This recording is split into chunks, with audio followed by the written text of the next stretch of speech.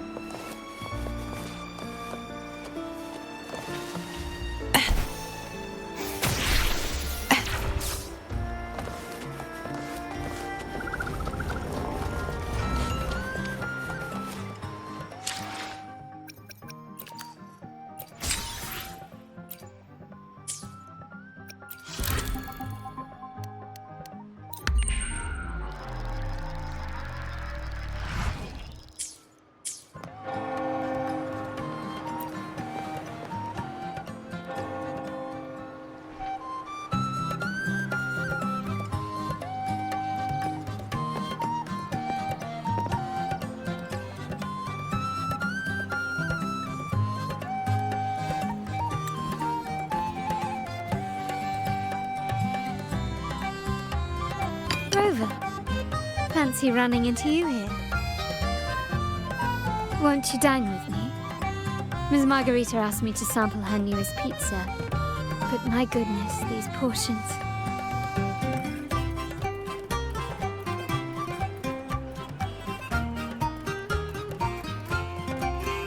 Did you hear what the Order's acolytes found while clearing the abandoned library? A manuscript of a poem with an accompanying music sheet. The public has already caught wind of its contents. Did you know it was signed as Golden Anthem?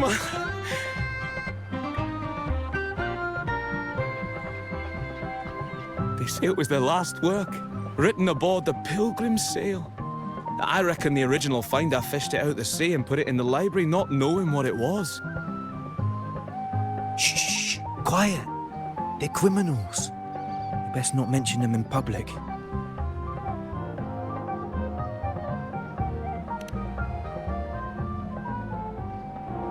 Shh.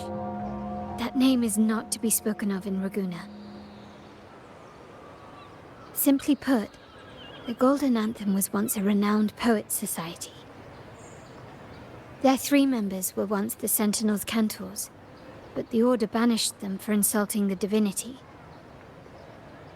Allegedly, their pilgrim sail caught fire and none on board survived, and thus their last known work disappeared.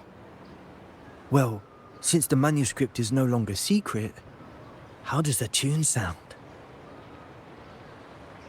Give me a second. Let me think.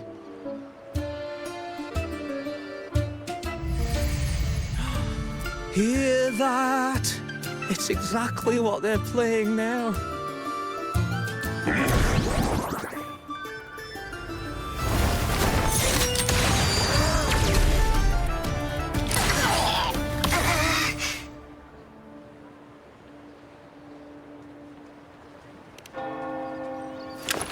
Well, it would appear they were possessed by daemons, just as this very article suggests.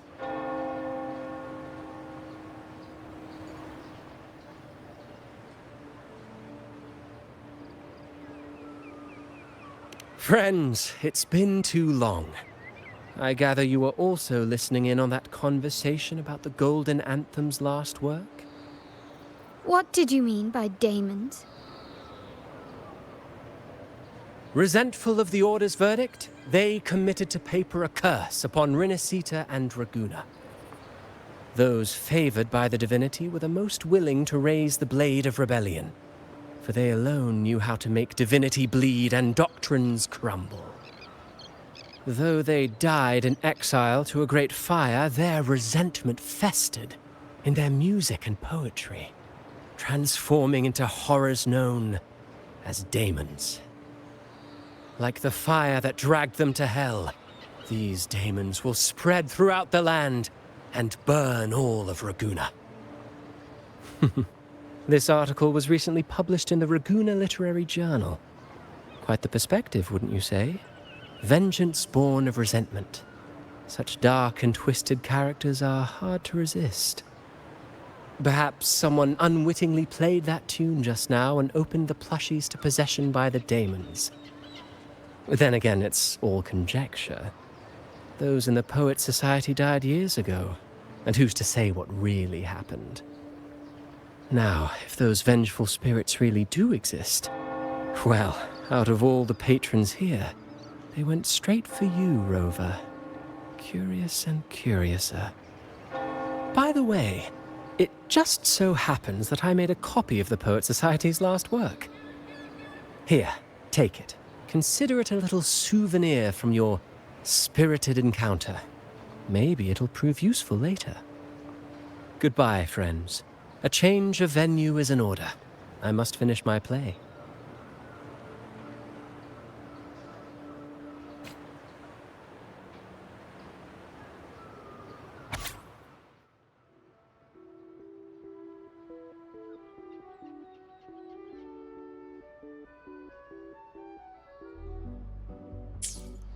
Like the fire that dragged them to hell, these daemons will spread throughout the land and burn all of Raguna.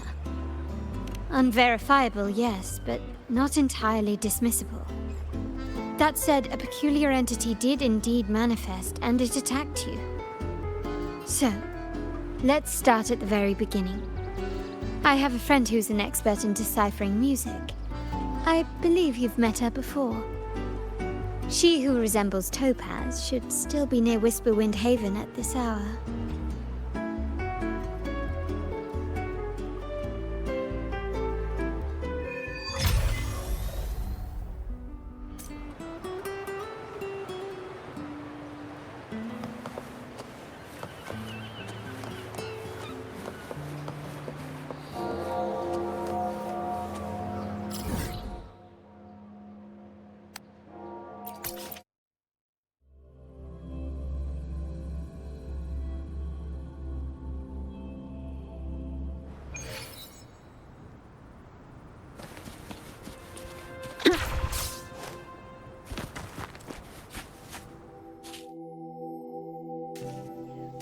In Hellworld, poetry and music hold equal sway. Shh. Listen carefully. Equal sway. Listen carefully. Listen carefully. But to journey towards the dreams, all their hopes will set us free from doubts and fears deep within. Let the sunrise gild our wings, let the twilight soothe our skin. In the sky we're forever wild and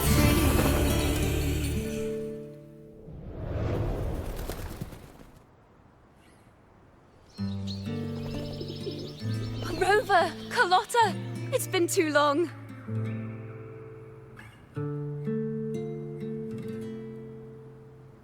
You really must adore that song. I remember hearing you sing it when I was little.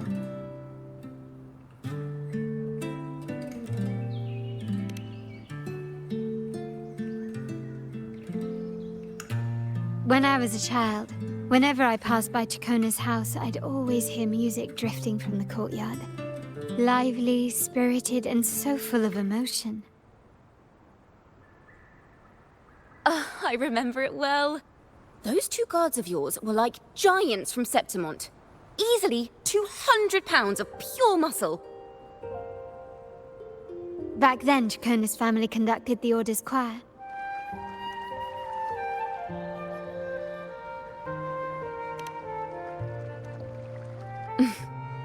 How should I put it? Well, as they say, families are always rising and falling.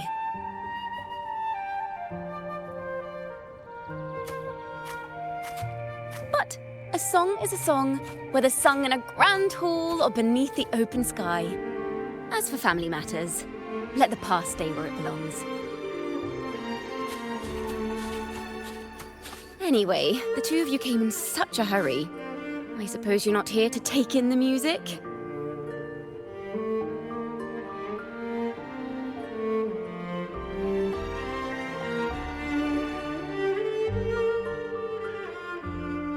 Oh, so you eavesdropped on a man rambling on in C3 sharp, and then, poof, out pops a monster.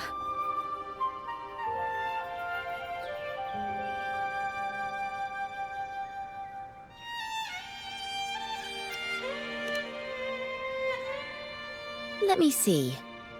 It should sound something like this. About that, sharp rover.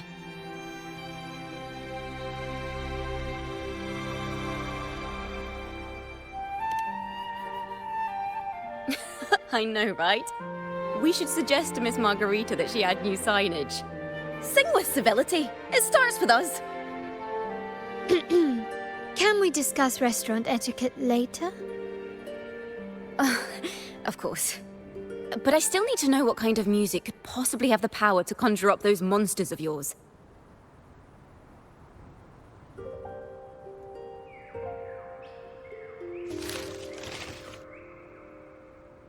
The Golden Anthem. That name should never be spoken. They're criminals. To conspire with them is to risk banishment at sea. Or worse.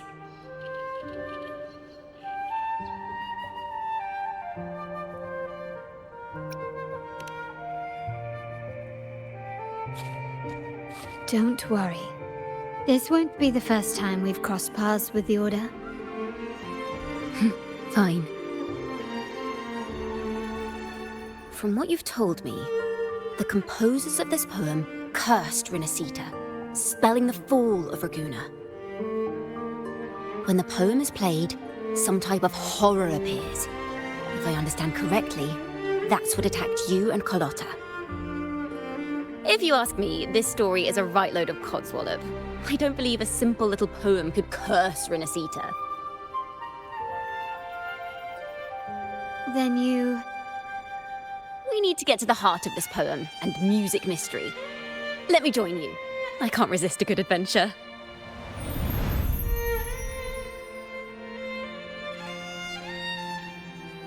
I'll help you find the link between the music and those daemons. But in return, I want you to hand these pages to me for safekeeping.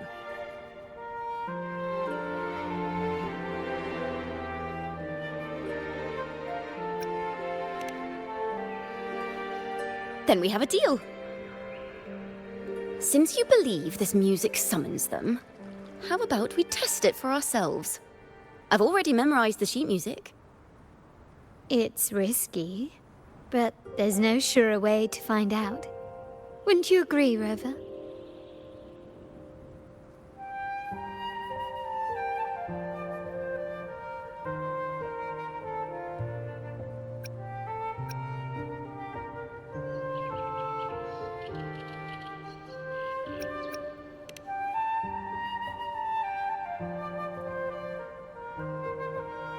The final work of poets banished to distant seas and condemned to death. What, I wonder, did the verses forged in flames truly sing of?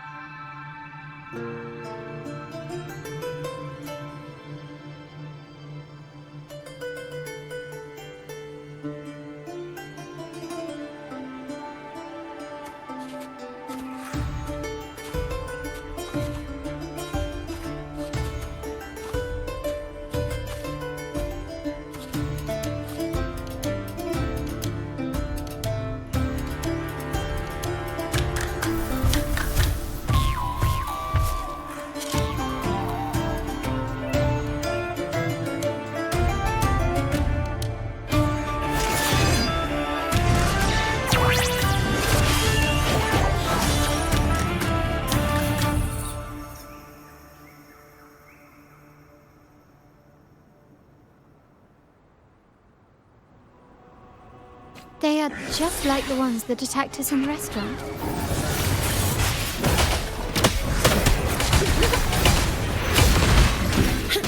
Загрузка. Sentinel, protect me! Answer me! Thanks for watching! Ta-da! A grand overture!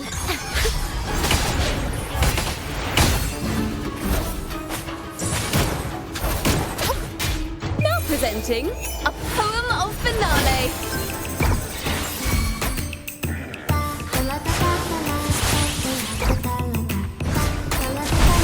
Предоставь это мне. Be my salvation!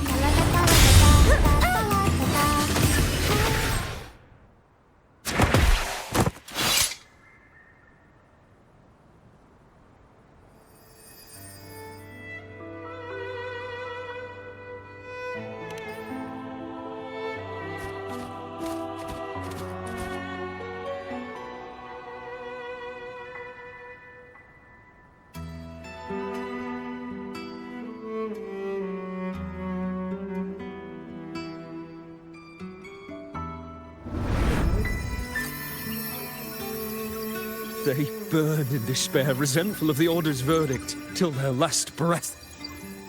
Their last work is nothing but a curse upon us all. With our bodies to fuel the fire, the ensuing furnace shall forge Raguna's true gold. Is it saying Raguna will burn to the ground?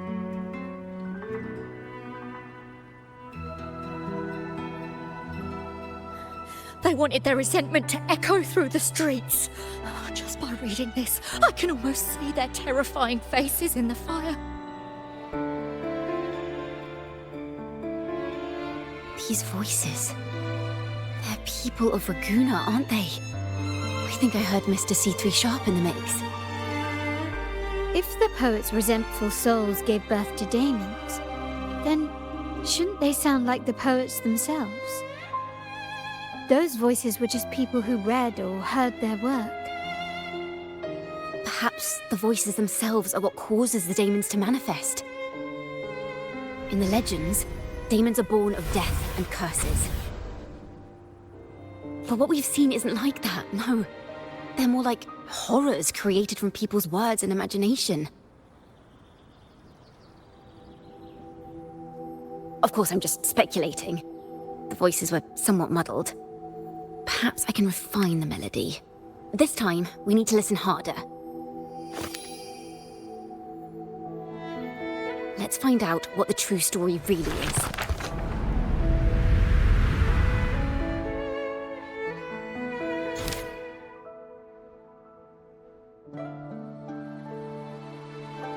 This is a realm created from melodies. Music can transcend space and time to bring memories and stories to life.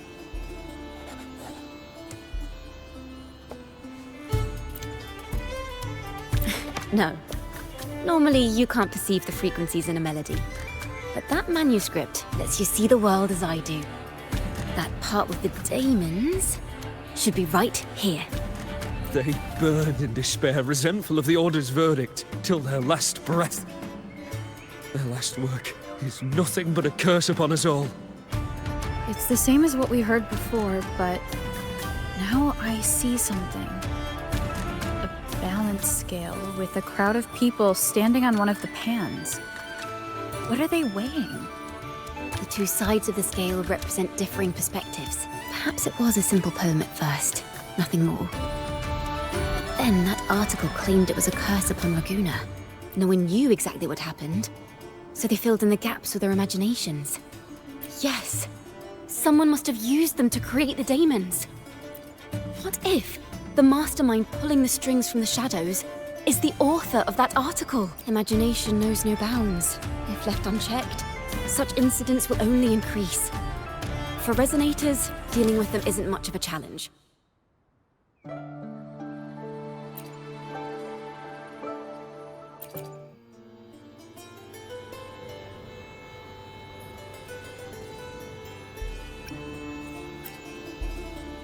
If the daemons are born from the public's imagination, then things will shift once we catch whoever is responsible for starting this in the first place.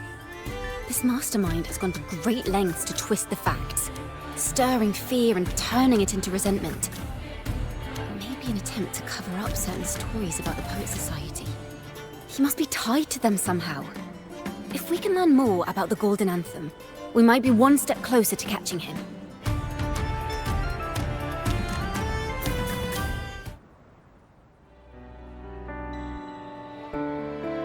Music and poetry are born from kindness and hope.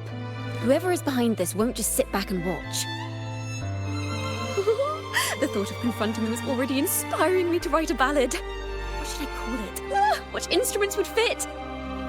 Our enemy hides in the dark, while we remain in the light. If that's the case, we need to split up. With your tenacity and Chakona's expertise, we will uncover the truth. Someone has pointed a gun at Cat's Eye. Someone ought to pull back the curtain and expose them. The family has its ways. Tracing the article's source and finding this mastermind won't be a problem. If we find melodies connected to the Poets Society, I can bring the past into clearer focus. I've got it, Rover! I know a place where they've definitely left their mark. Let's go! Onward to new melodies!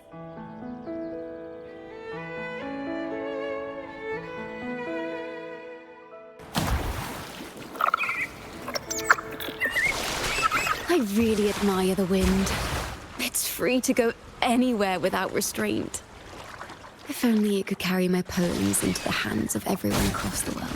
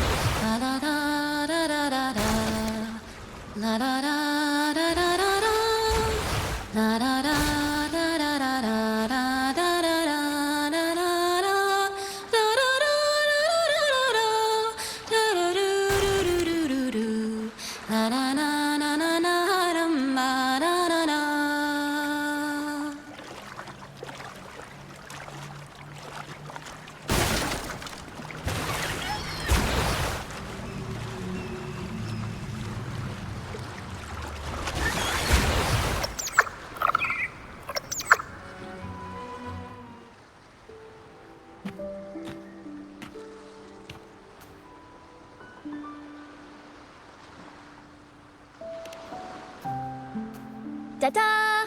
Welcome to Requiem Paradise. This is where Raguna's musicians lay their old instruments to rest. For the people of Raguna, the sea is everything. We live and sleep by the sea, and our souls drift out to sea when we pass. Since an instrument is an extension of the musician, it's only fitting that it's buried by the sea. May its dreams be long and sweet before returning to the waves. I'm certain this is where the poets of the Golden Anthem laid their instruments to rest before their banishment.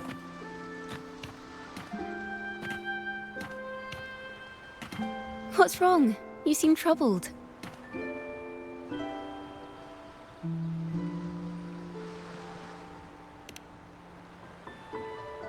Is that what's been on your mind this whole time? I say, if the answers aren't coming, let it all go and clear your mind. To be honest, I haven't found any leads either. But worry not, this is what we bards call a bottleneck. Once, I spent 3 days just trying to find the right words to describe a tree. Couldn't do it, not one word.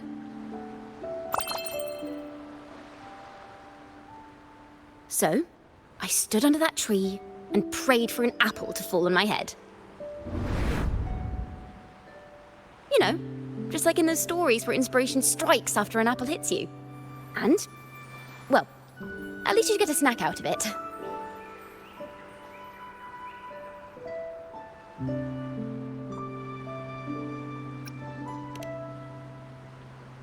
The apples never fell. I stood under that tree until I couldn't any longer, but still no inspiration came.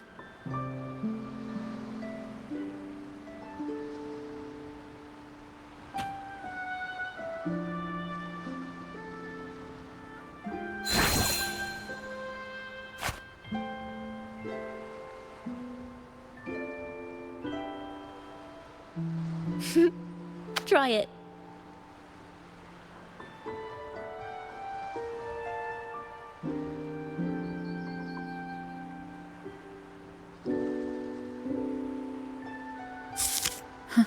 It's a real apple.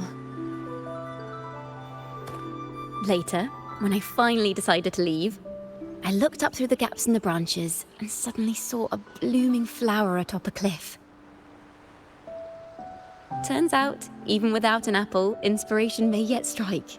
But if I hadn't stood there, I might have missed that unexpected burst of beauty. So, maybe this is enough. Let's put aside heavy thoughts and continue our walk with a clear mind.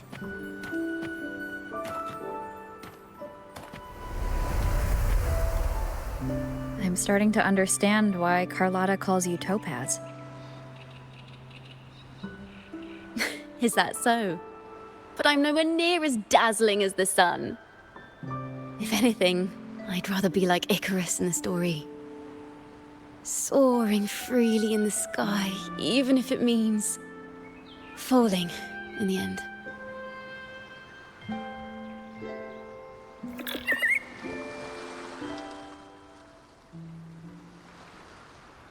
I sense the melody of an instrument close by. Let's search for it.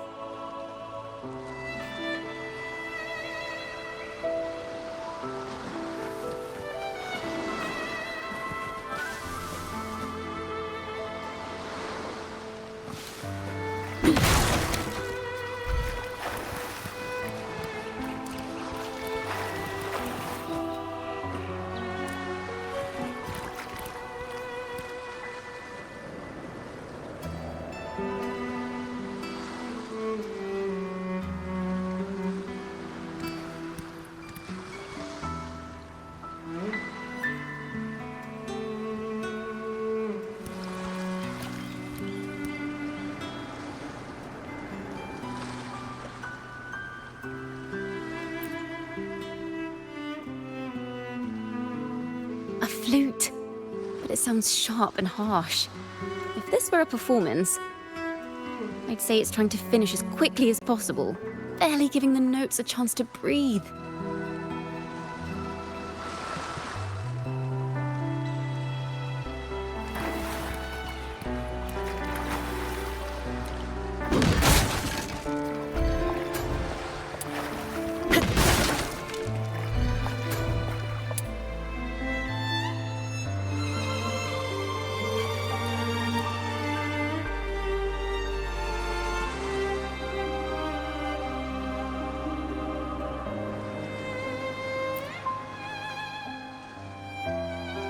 A harp.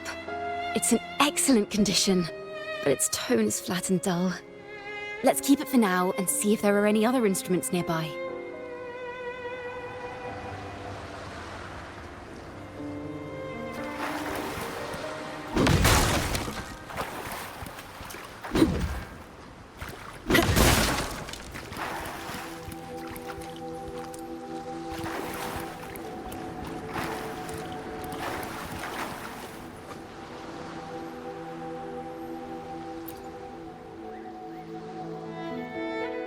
Is that a lute? Its echoes are faint. Perhaps because it's been abandoned longer than the previous two. I'll need some time to decipher it. Wait. The sound may be weak, but there's an undeniable strength to it.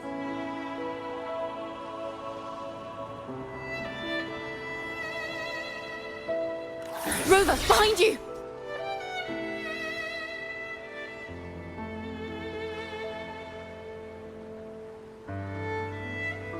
It seems this lute likely belonged to a member of the Poets Society. Which is to say, it holds the melodies they left behind.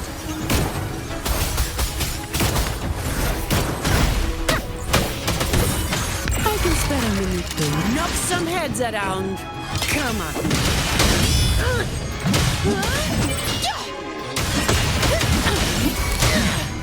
Sentinel, Don't stand in my way! All yours. Now I have a report. the timbre also matches. I believe this lute is exactly what we've been looking for. Sometimes, even when the instruments are the same, the performer's mood can change the entire sound. For example, this lute doesn't seek to boast. It speaks softly, like a traveller sharing a story over tea in the warmth of an afternoon.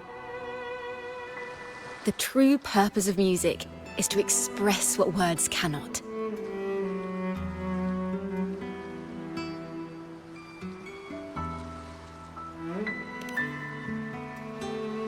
Rover, if there's something you want to say but can't put into words, if you sing it, maybe I'll understand. But I haven't even heard you sing yet. Me? Perhaps another time. Once all this is settled, I'll perform for you. Be sure to listen closely then. Now, it's in the lute's hands. I hope this melody holds a tale worth telling.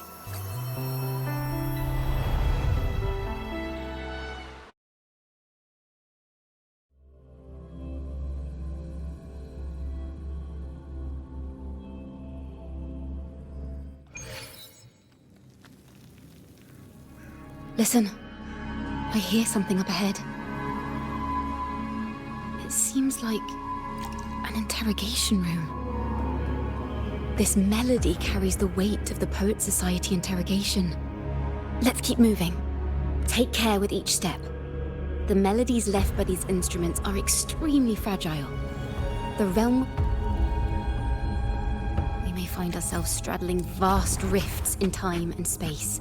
A single misstep could draw us into other melodies, leaving us lost within them.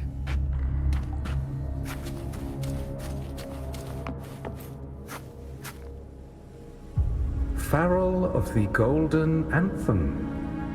Know that Imperator is stern, yet merciful.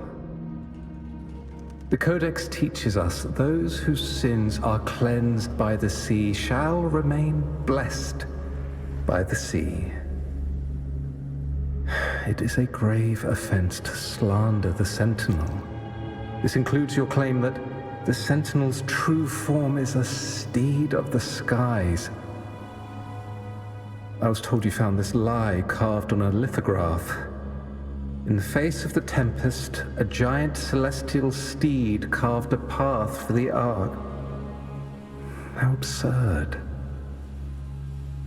If you admit you were mistaken at tomorrow's trial and reveal where you have hidden the evidence, I will move mountains to protect you and your companions.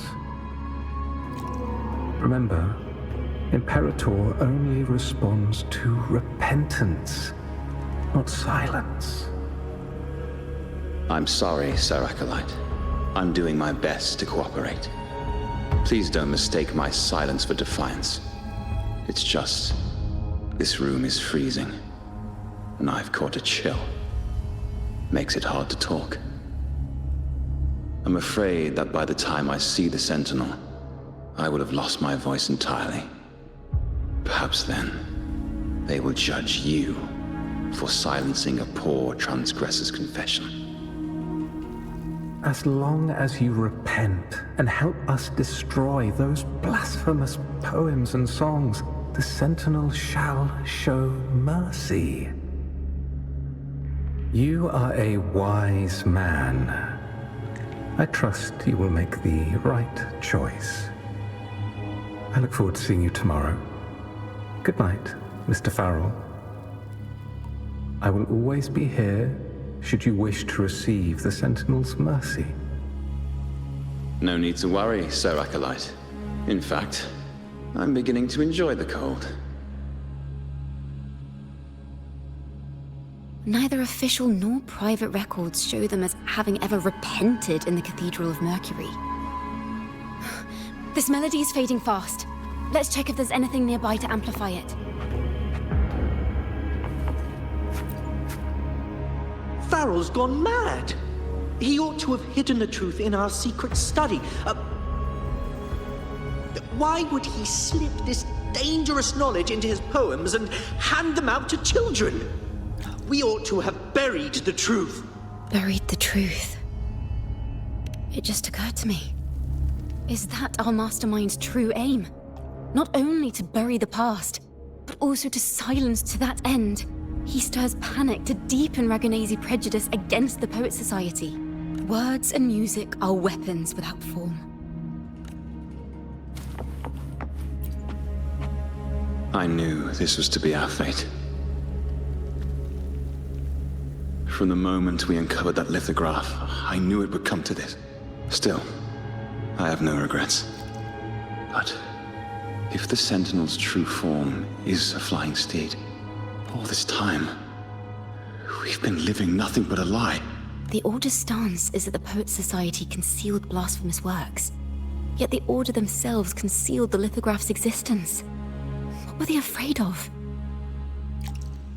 That's right! You must have seen the Sentinel in the inverted tower. To keep the Sentinel's true form a secret, the Order ruined the Golden Anthem's reputation.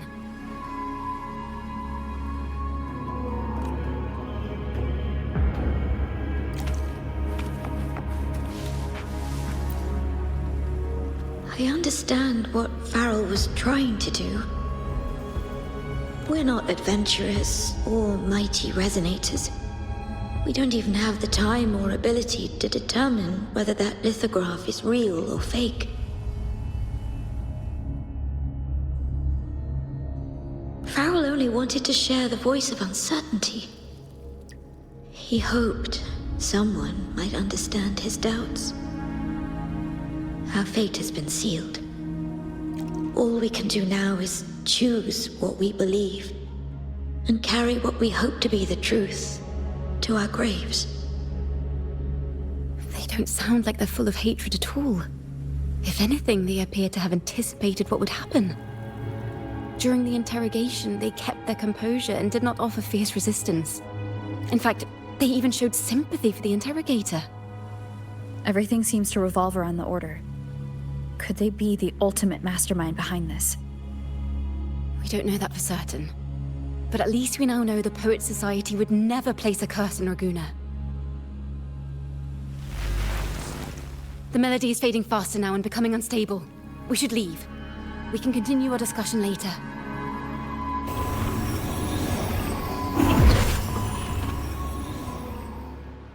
Where is this place? A study? Chakona, are we... Chakona? We must have gotten separated. Chakona did say even a slight misstep could draw us into other melodies. Am I... You are to build a home here, like seabirds. Dwell upon the water, just as countless stars dot the night sky. I don't know if what I'm feeling is right or wrong. They were clearly the Sentinel's cantors. Why would anyone call them criminals who insulted divinity?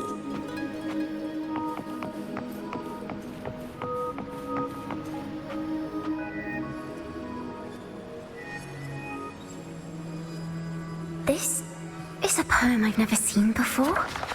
It's so different from what they used to write. Do not place flowers on my tomb, for I do not rest beneath the stone. I am the sea wind at Raguna's walls. I am a dawn that breaks through thorns.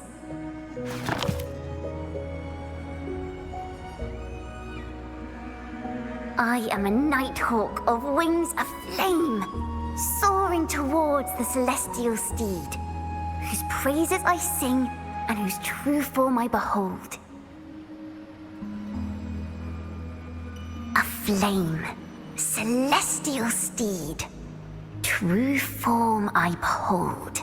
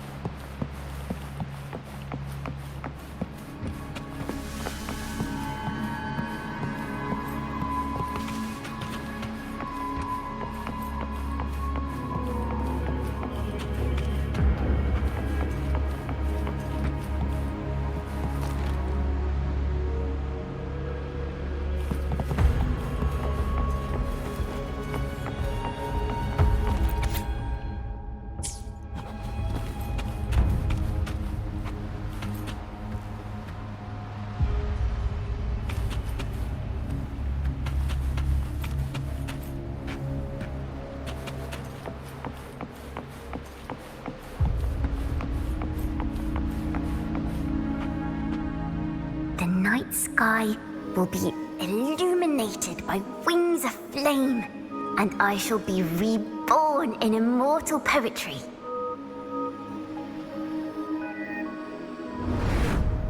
Because they cannot banish the truth, the Order of the Deep instead banished us to the sea.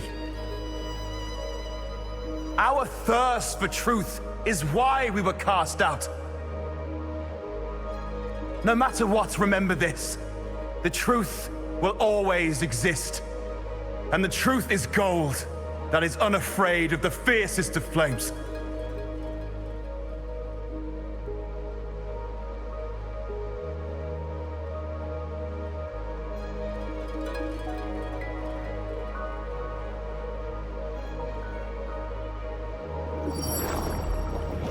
I can't get through, but the sounds are coming from over there. What is this place? Who are you? She's always been distant and aloof, but her true melody is both heavy and fragile.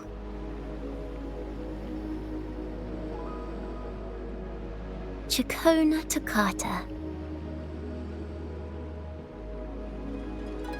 As long as you still draw breath, lift your eyes and look. With this poem, your life is eternal.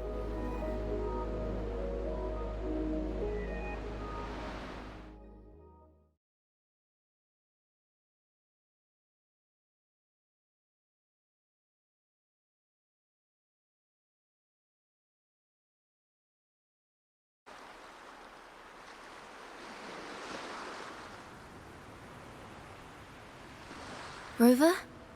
Rover, are you all right?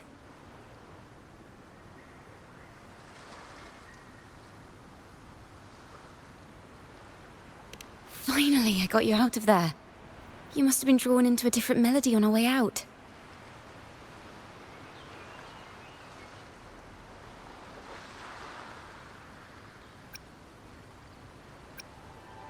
I just walked into a study and ran into a strange little girl.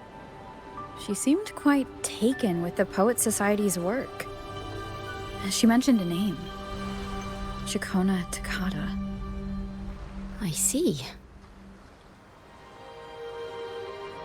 I don't know who you met, but Toccata is my family name. As I said before, for family matters, let the past stay where it belongs. Just call me Chakona. We don't need to overcomplicate things. Well, we have made some progress. The melody we were in gave me a hint on what to do next. Yes, seeing as they banished the Golden Anthem, we might find more clues in the Cathedral of Mercury.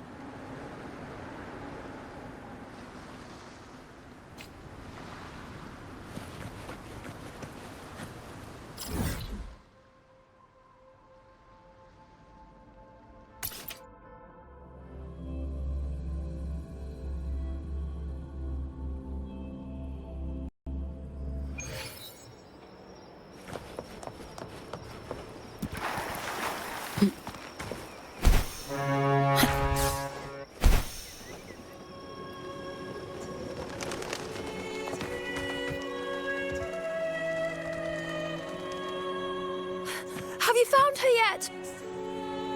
No. She's not here either. Greetings, sisters. Might I ask, have you seen someone dressed like us who likes to walk with her head down?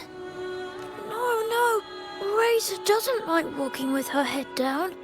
She must have gotten into some trouble. We're in the Order's choir. We're rehearsing hymns to sing at the ceremony. Racer is our lead chorister. We took a break from rehearsing to play hide and seek. But when the time... Maybe she got mad at us because we sang badly. Can you tell your big sister here what hymn you're rehearsing?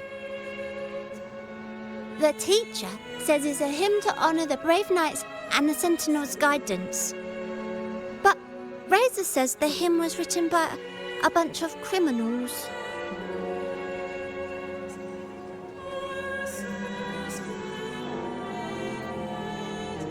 Well, which way did Racer go? We can help you look for her. Really? She went that way.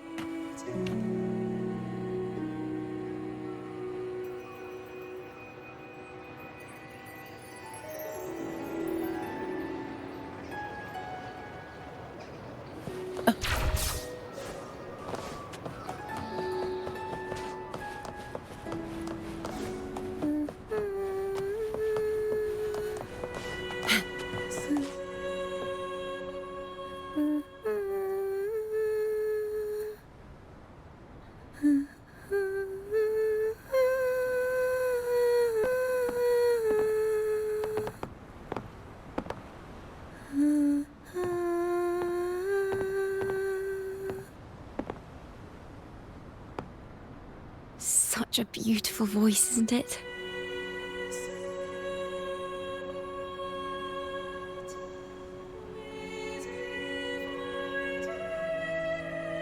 You're the laureate. And you are? My name is Chakona. A friend of mine. Don't be scared. We're only here so that you can finish your game of hide and seek. Hide and seek, right. Myron and the others are waiting for me. Sorry I've caused you trouble.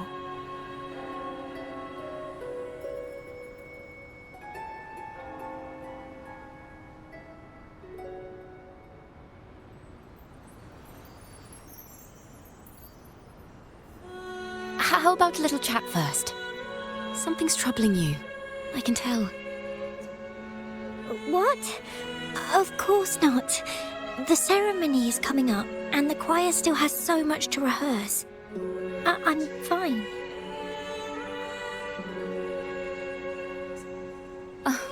Young ones today have so much talent. If I had the chance, I'd love to learn how to sing hymns. You know, our laureate here definitely knows how to sing hymns.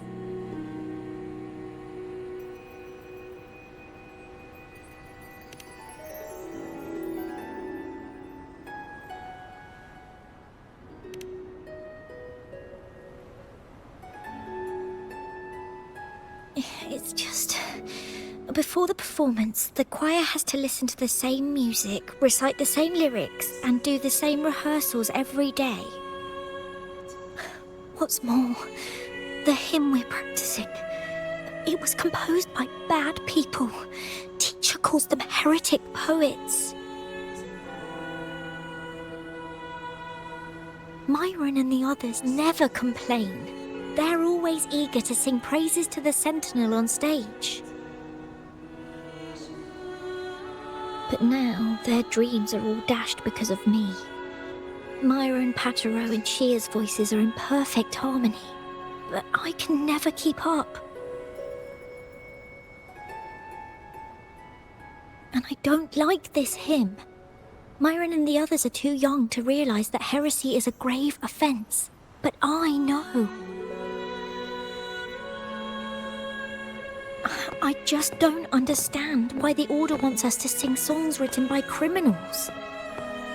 The more I thought about it, the more out of rhythm I became. In the end, I could barely sing at all.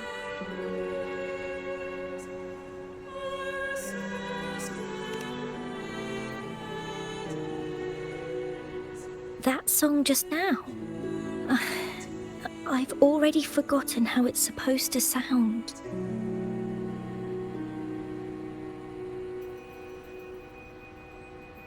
Well, what do you think a hymn should sound like? A hymn, as the books state, is a song of praise for the Sentinel who leads the lost to the abundant lands.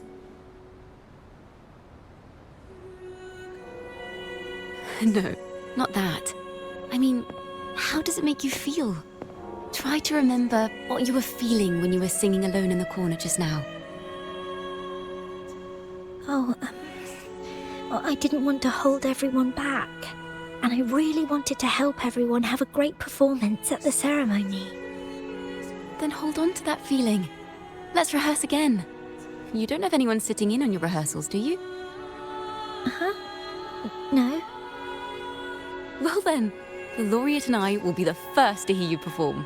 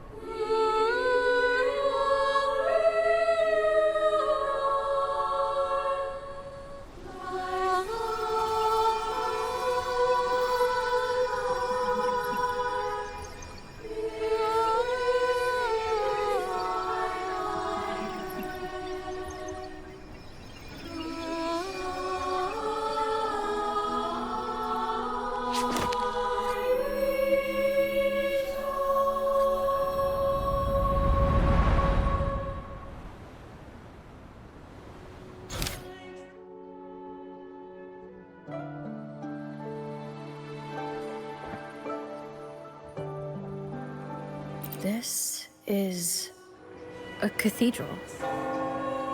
That's the choir on stage, with the Poets Society leading them. Looks like it's a ceremony of some kind.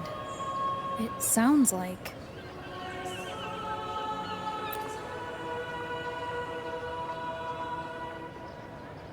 On the surface, yes.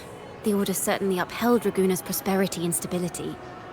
The poets, praised for their songs to honor the Sentinel, earned the Order's favor. Despite their banishment, their works still serve the Order's cause today. Simply knowing the Order once stood with the poets doesn't reveal the true reason behind their banishment.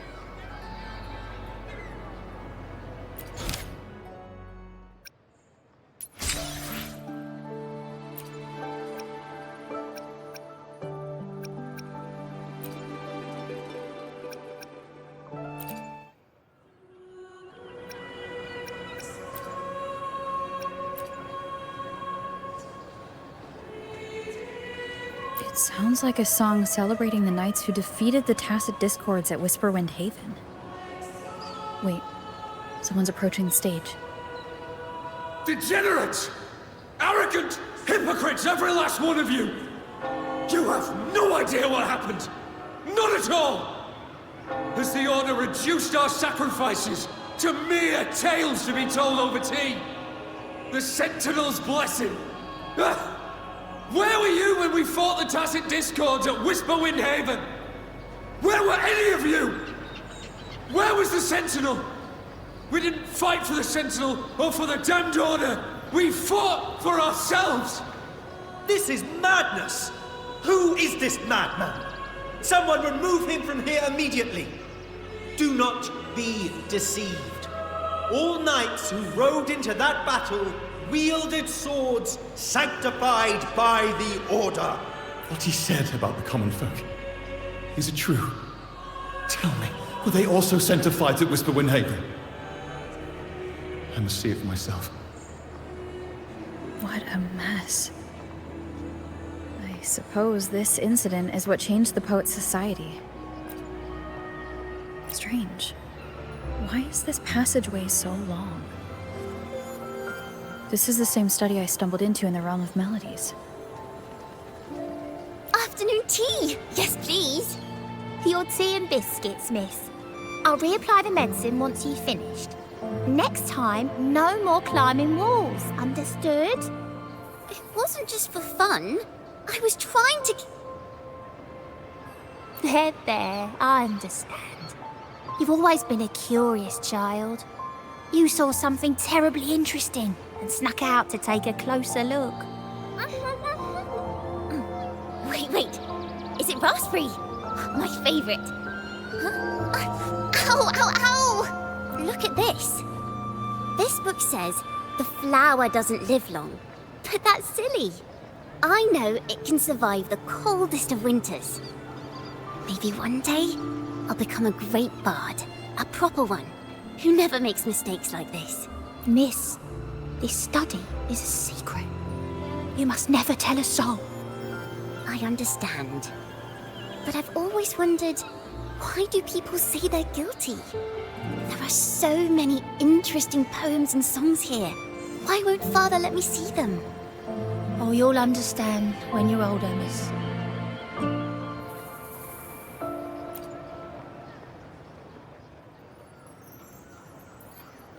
Oh, what splendid singing! Even the laureate was enraptured.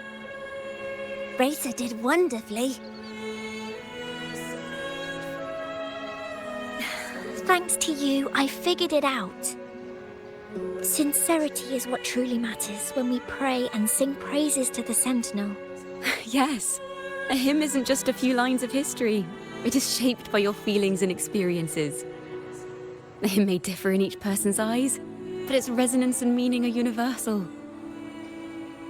I hope you'll give the audience a spectacular performance on the day of the ceremony.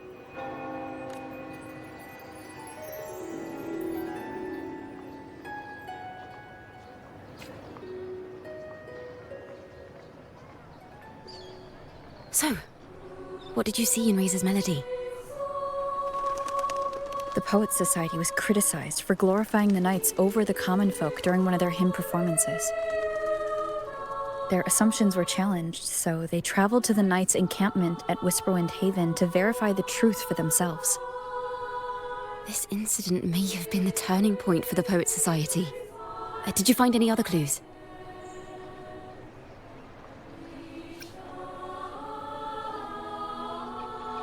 Next time we venture into the realm of melodies, perhaps we should tie our hands together to stop you from getting lost. If the Order's choir is pointing us to Whisperwind Haven, then that's where we'll find more clues. Let's go.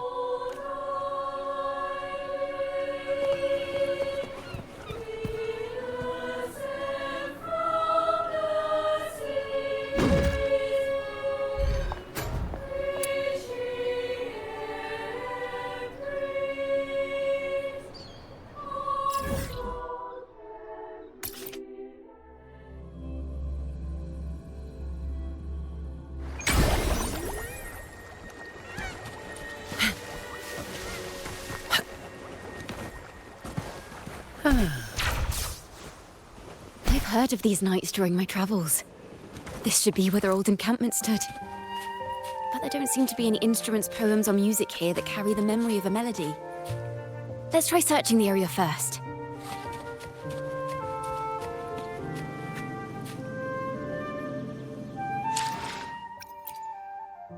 Anything I can help you with?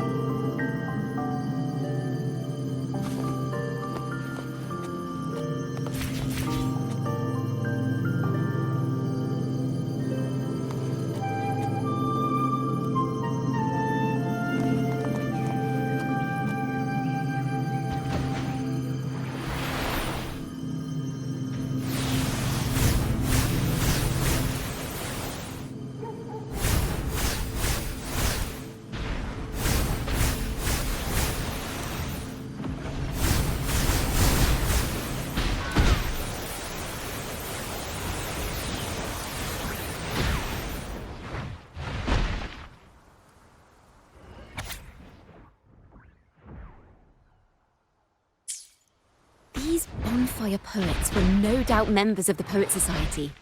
To find the melody, we should try to follow the route they once took. Perhaps inspiration will strike us along the way.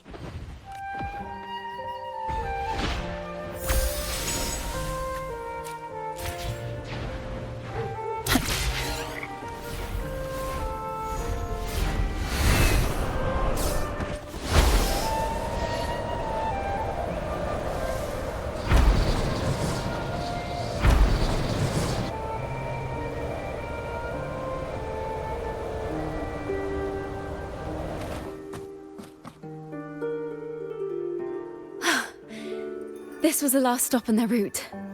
Oh, the view just now as we soared in the sky was just breathtaking. What is it? Has anything come to mind? Oh, yes. How did I miss that? The wind is the finest recorder of melodies. It rises from the primal, churning endlessly, echoing in our ears without end. I believe the melodies left by the Poet Society were witnessed by the wind, and it will carry them to us. Playing a tune, of course. I want to capture the mood they must have felt when they were here. I'm curious as to what they left behind.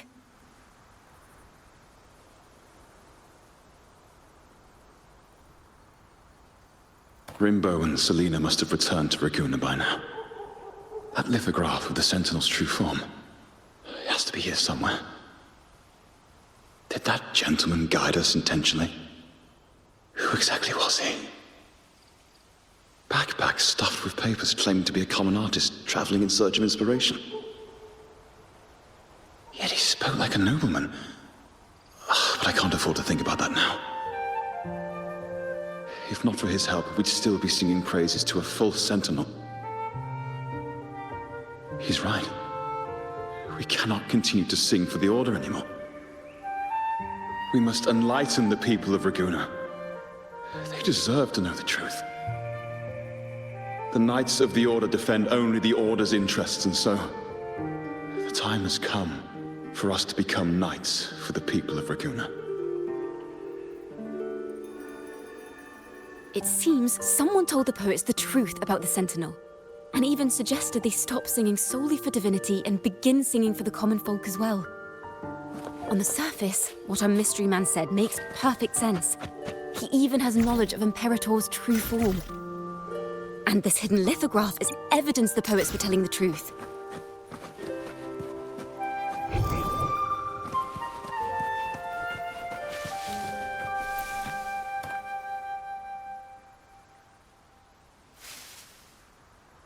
Is this form of the Sentinel the same as the one you saw at Avenolium? So the poets were indeed banished for uncovering the Order's secrets. Even under interrogation, they held their silence. It wasn't until they met this mysterious man and learned the truth, resentment and curses are not songs of their own style.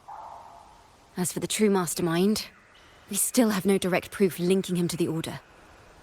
We must confront his lies and put an end to these Daemon incidents.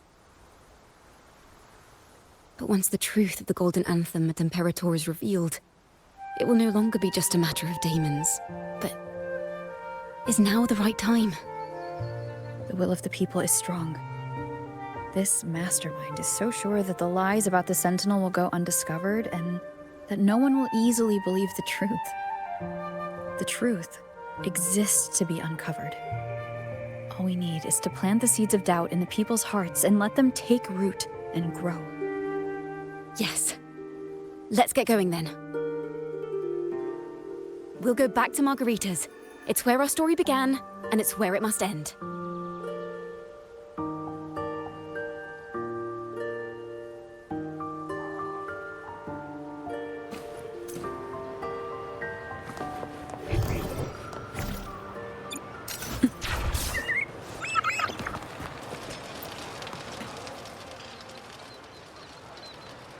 Miss Margarita!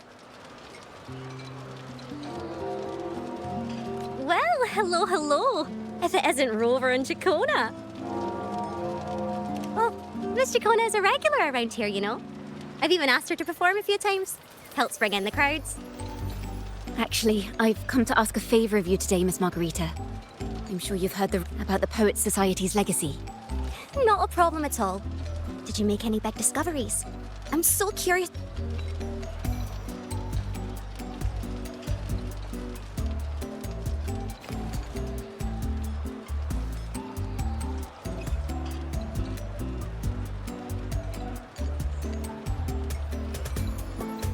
Rover, we'll begin when you're ready.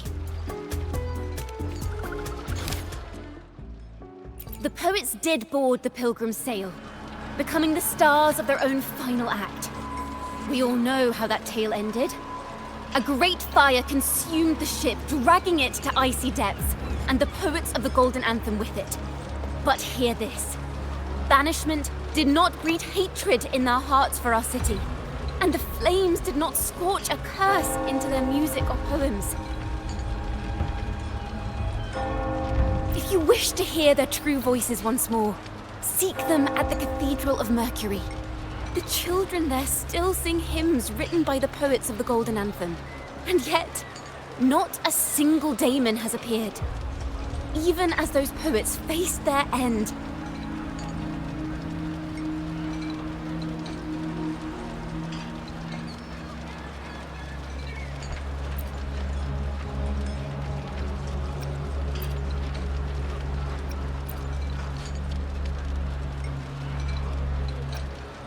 Fire, seemingly forged from the depths of hell, destroyed everything, leaving nothing but ash behind. And so, their work too was swallowed in the flames? That doesn't quite add up.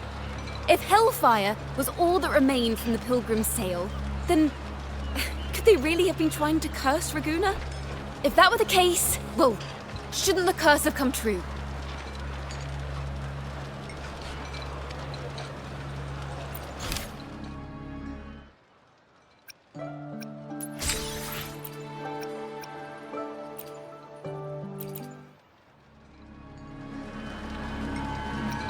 That's an awfully big assumption.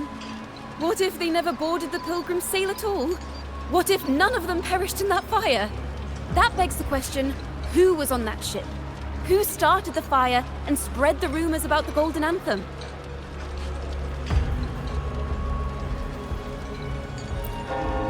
Another poet, intimately familiar with the poets of the Golden Anthem, you say? If such a person exists, then why haven't the Golden Anthem stepped forward to prove their innocence? No, that's not it. This will take the story in the wrong direction.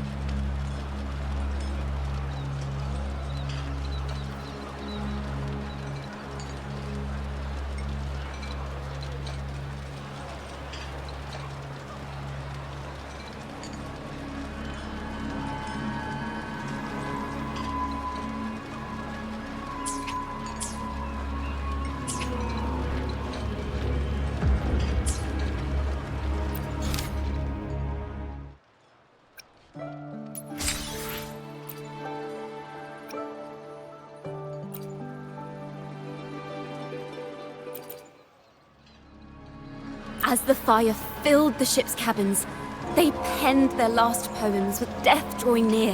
Perhaps they were greeted by the Sentinel in their final moments. If the poets truly meant to curse Ragusa, why would they write such obscure poems? Why not simply leave their works behind in Ragusa? No.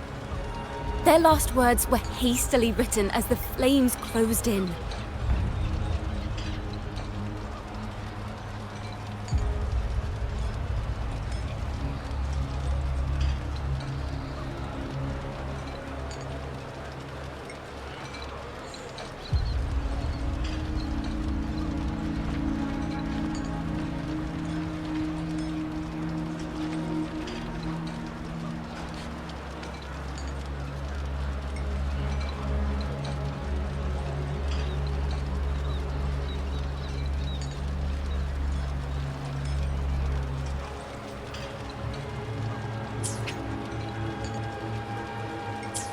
This charade, it was carefully crafted, twisting their work to conceal the truth. We already have... No.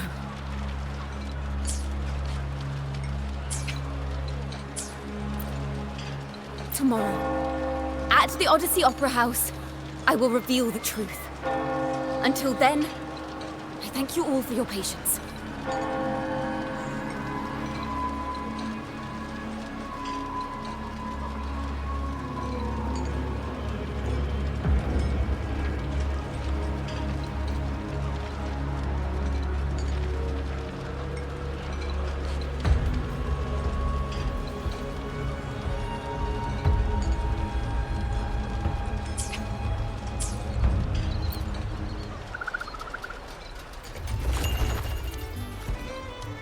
This can't... Previously. Sorry. I have to go.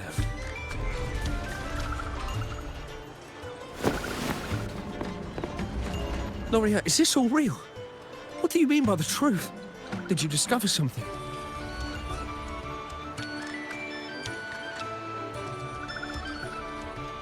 The poets of the Golden Anthem, they were...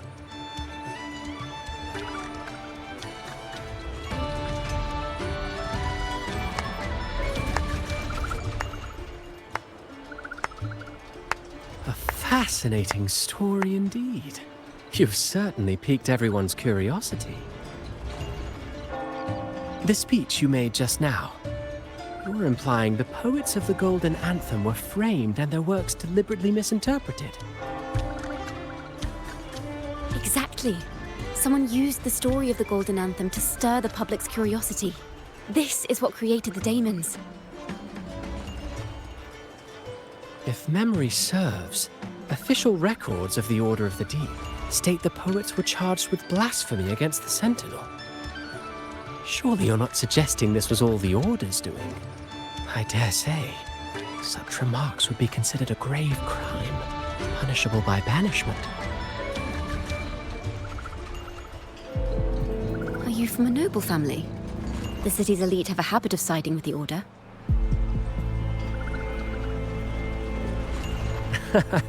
I'm afraid you misunderstand. I admit, I do get that question quite often. I am but a traveling playwright. Your presentation brings me back to a play I wrote in my youth. A group of birds locked inside a cage. Convinced they will never fly, they do nothing but stand on a perch. Then, one day, the cage door opened. The young birds flapped their fragile wings attempting to fly, but plummeted to the ground, one by one. Many consider their fate a tragic one. What say you?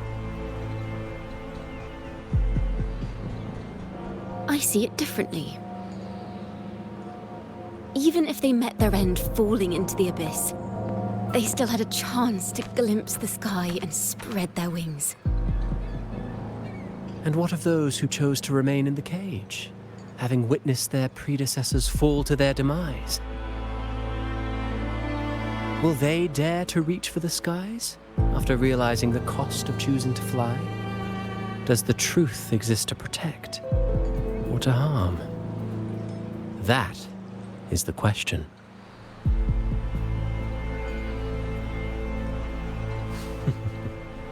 Miss Poet, I look forward to tomorrow's arrival.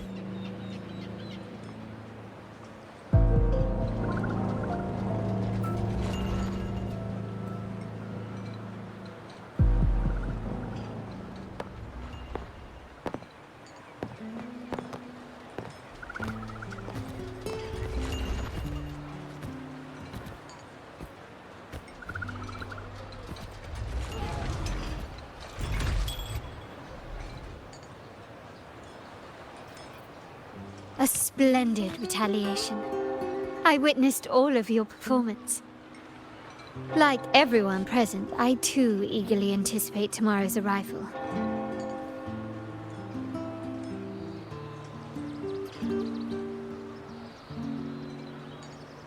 As expected, the Order's fingerprints are all over it. According to our inside sources, It was none other than acolytes from the Order who salvaged the poet's lost works from the wreckage. They've long known of their existence and hid the poems in the Order's library. It's possible this was a sham all along.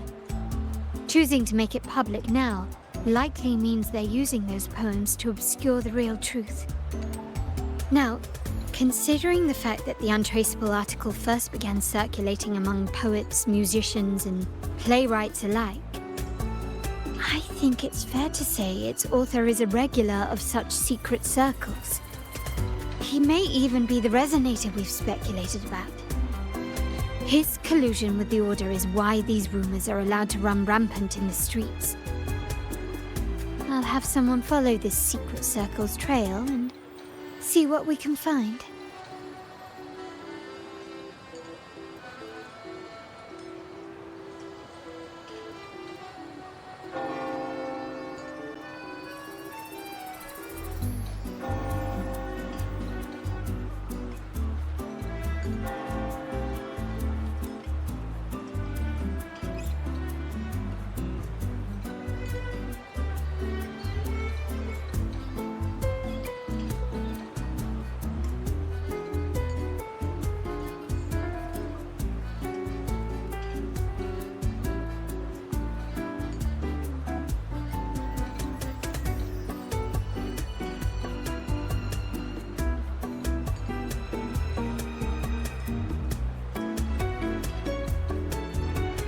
We should also share these findings with Chakona.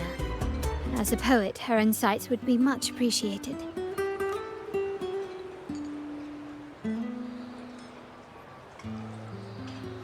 That's strange. She was just there a moment ago. Just like when we were children. Gone without a trace. And she and her family disappeared without even a goodbye. Ms. Margarita, have you seen Chakona? Miss Chakona?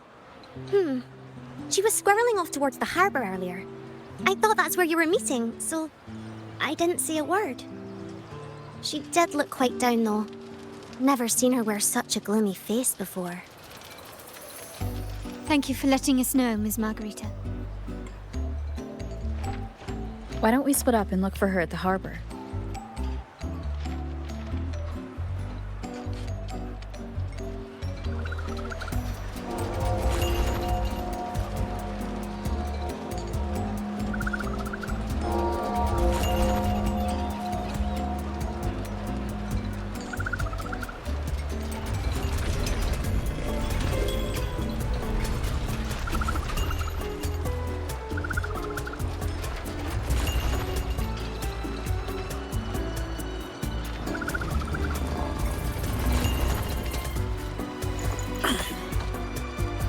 All right. Where are we off to next?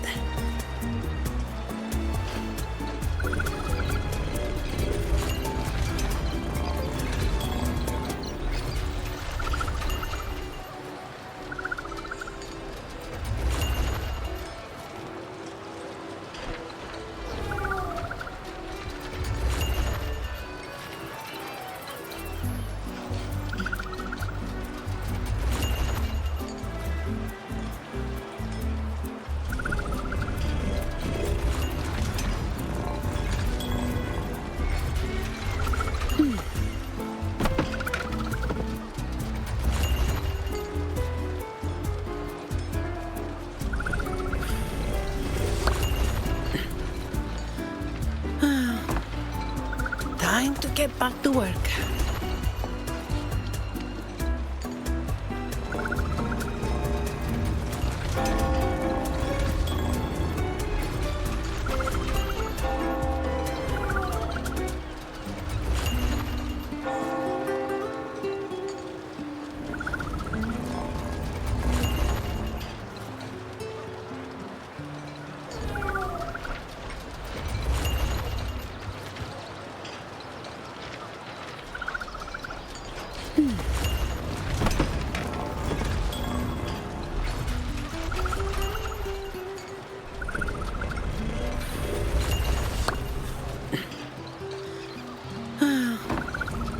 Time to get back to work.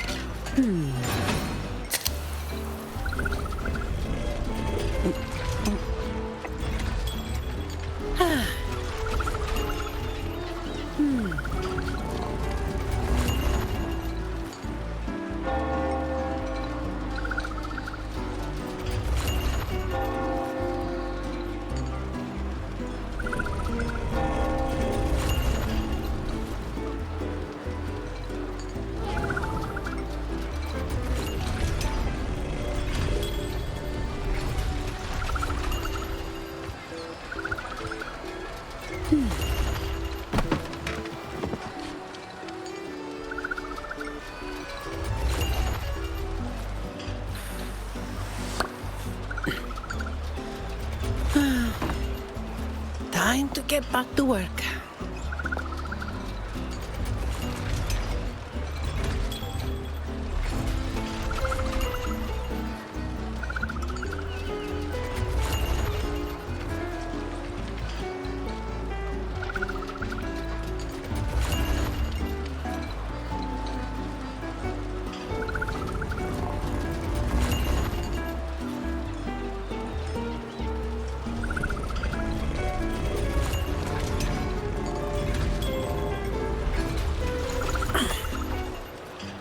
All right. Where are we off to next?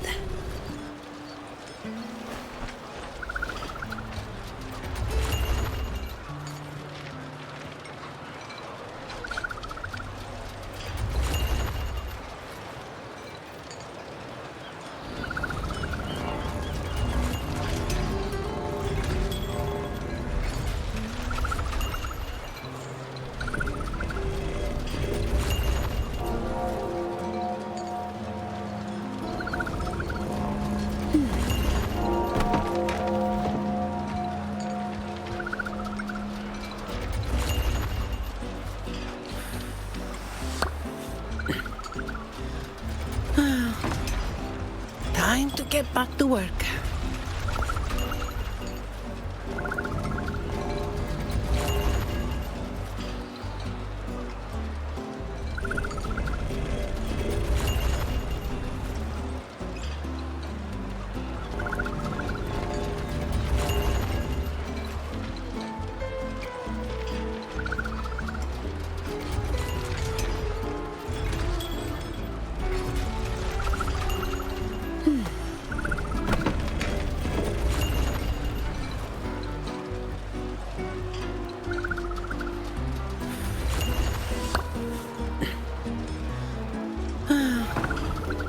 Time to get back to work.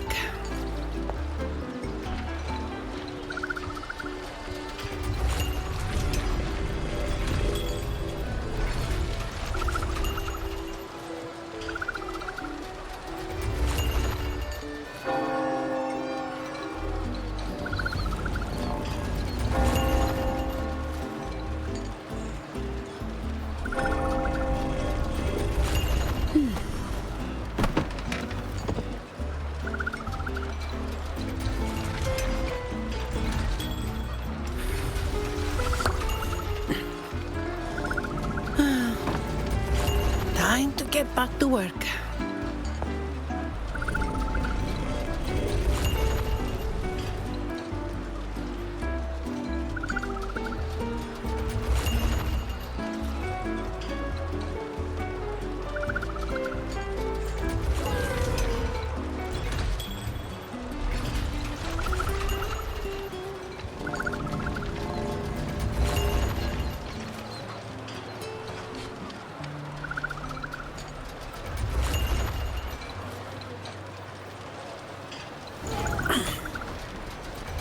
All right. Where are we off to next?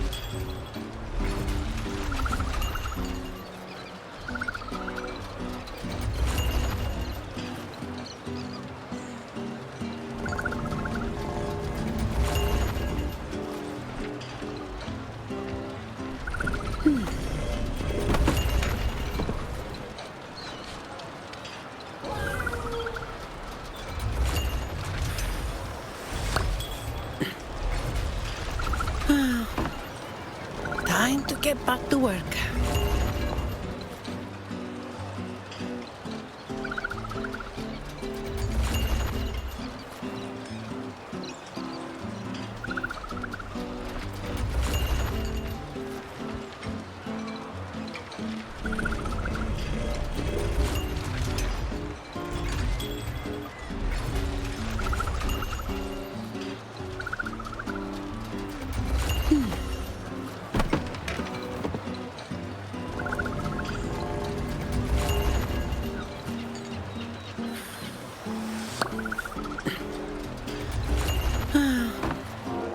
Time to get back to work.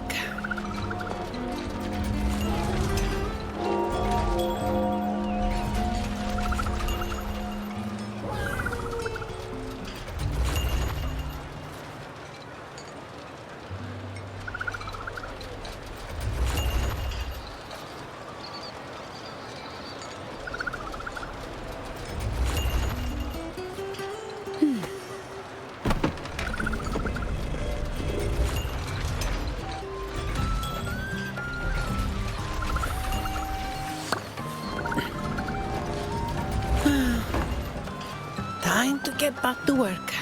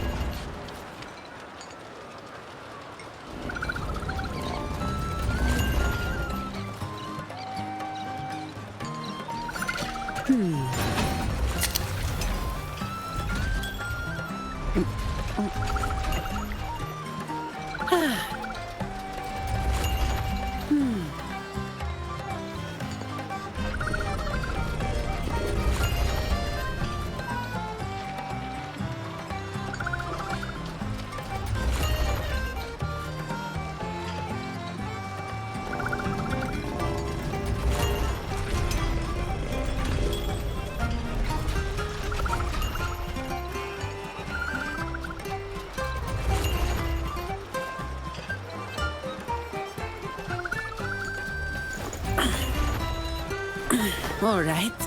Where are we off to next?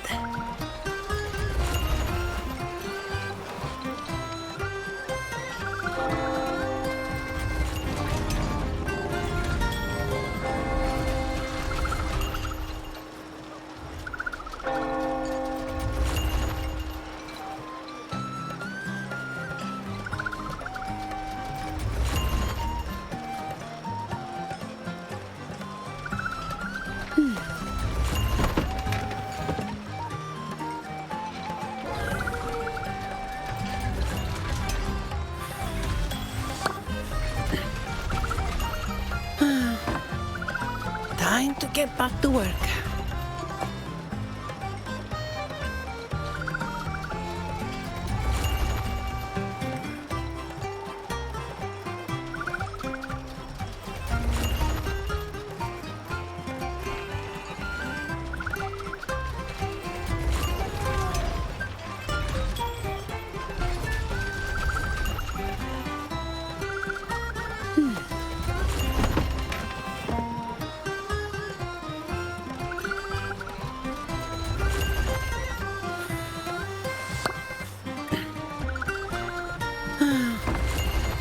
Time to get back to work.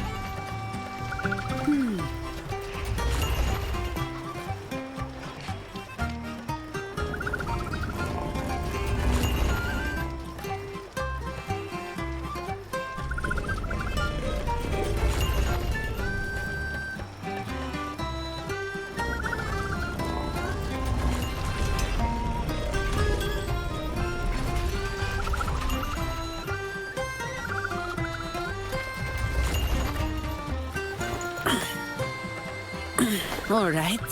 Where are we off to next?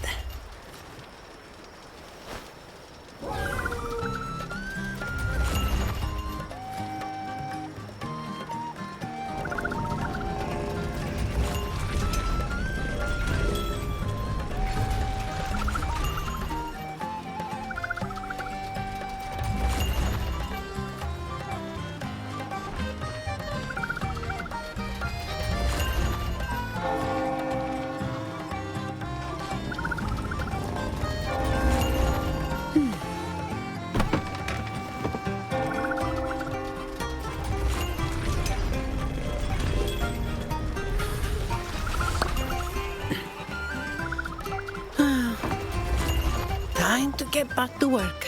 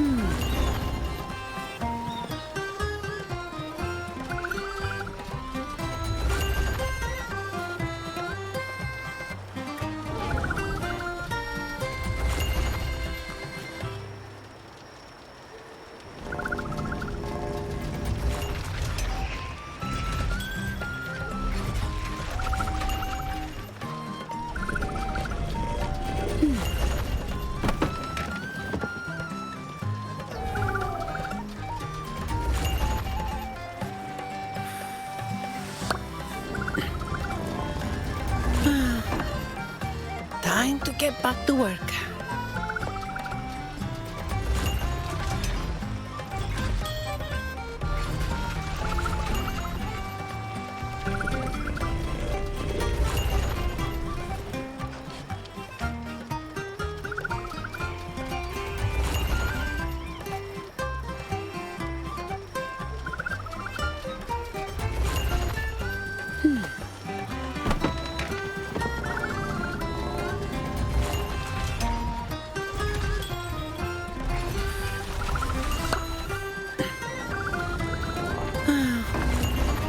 Time to get back to work.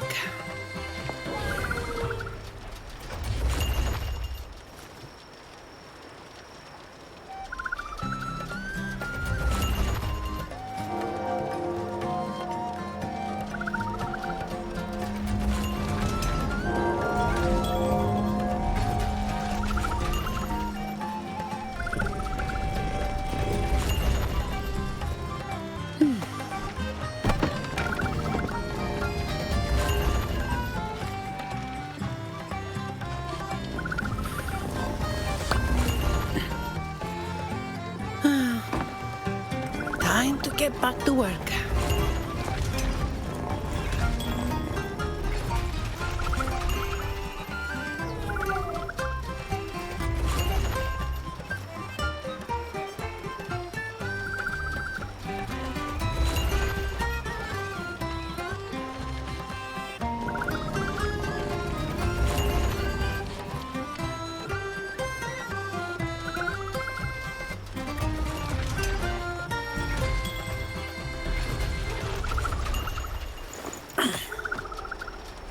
All right. Where are we off to next?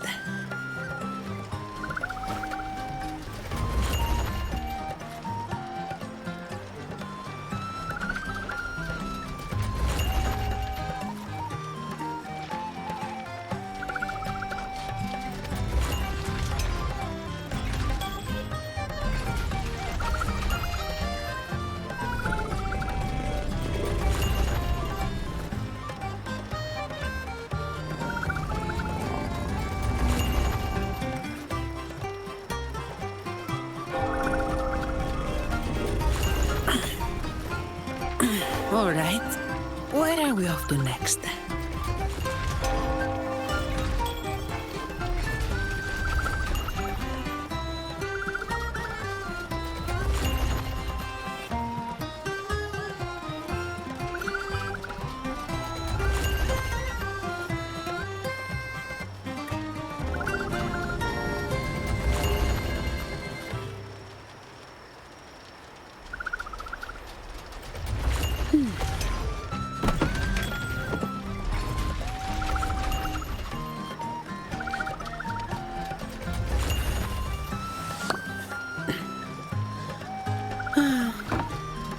Time to get back to work.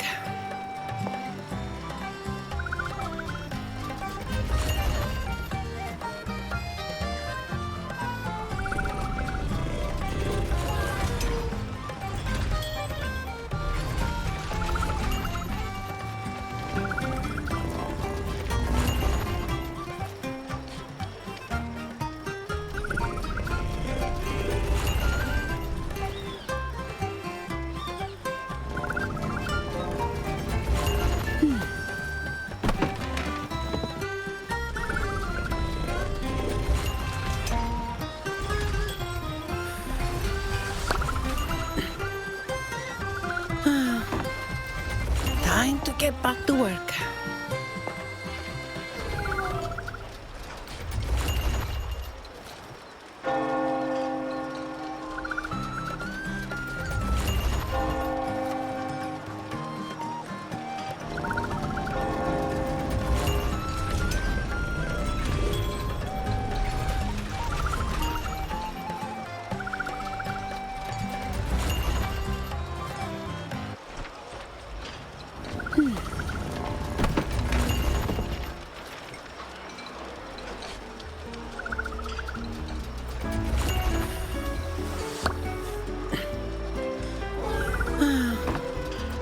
Time to get back to work.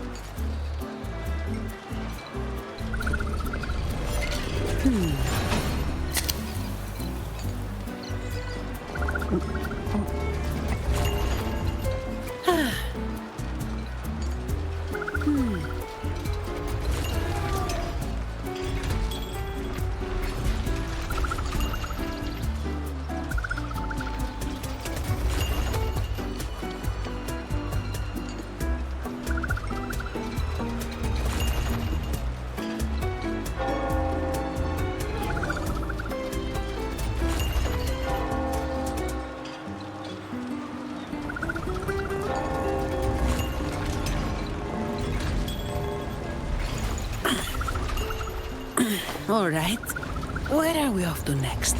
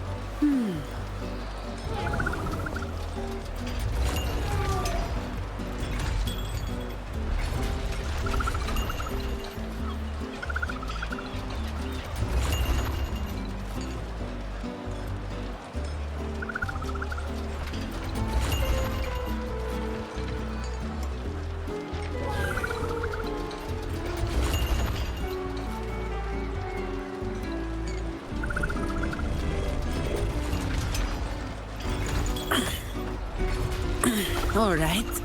Where are we off to next?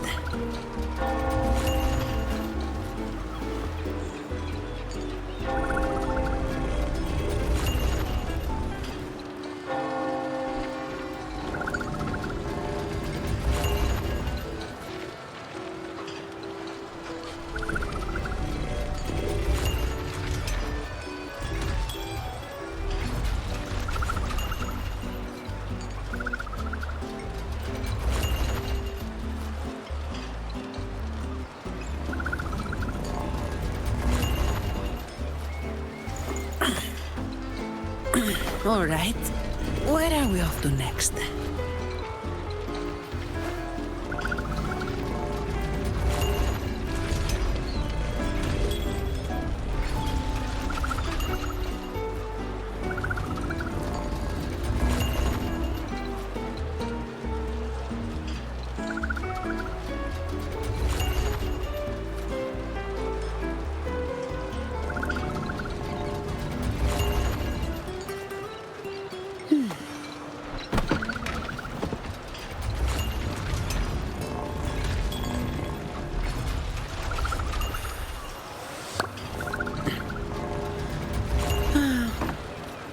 Time to get back to work.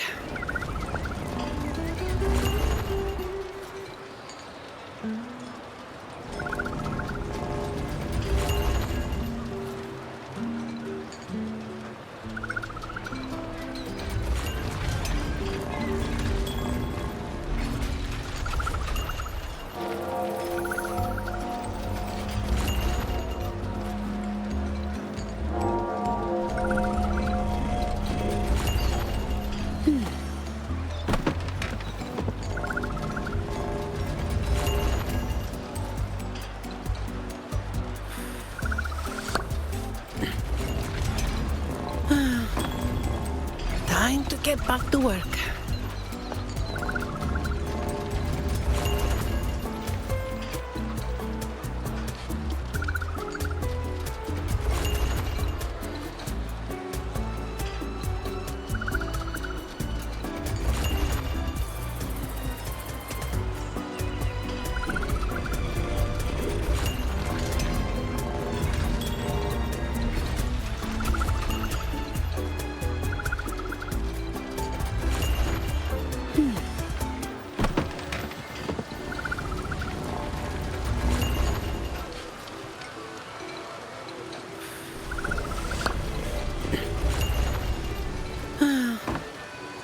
Time to get back to work.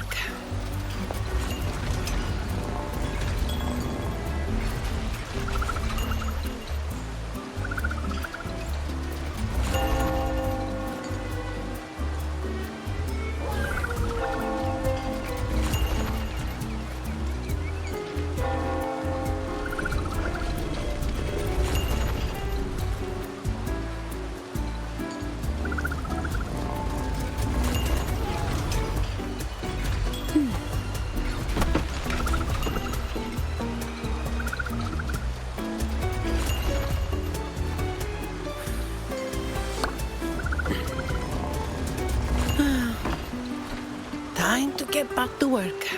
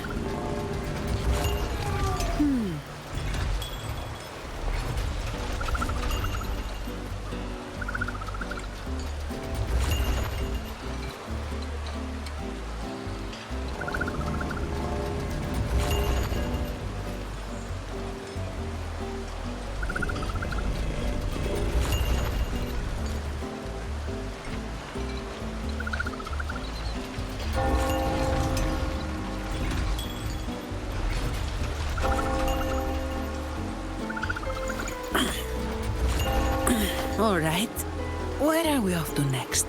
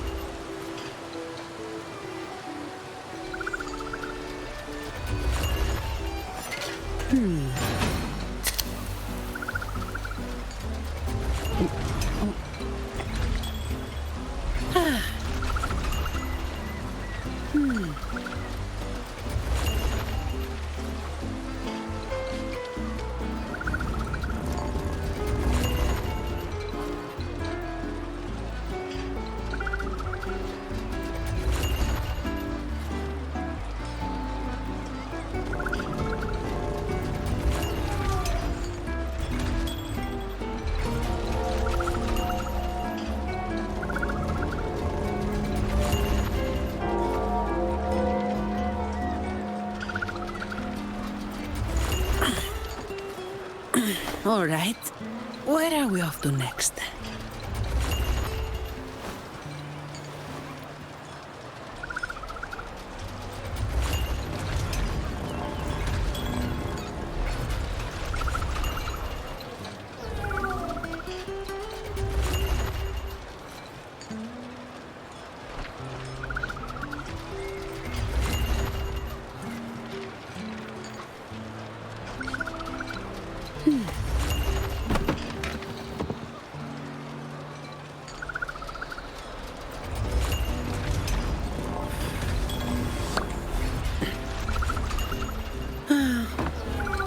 Time to get back to work.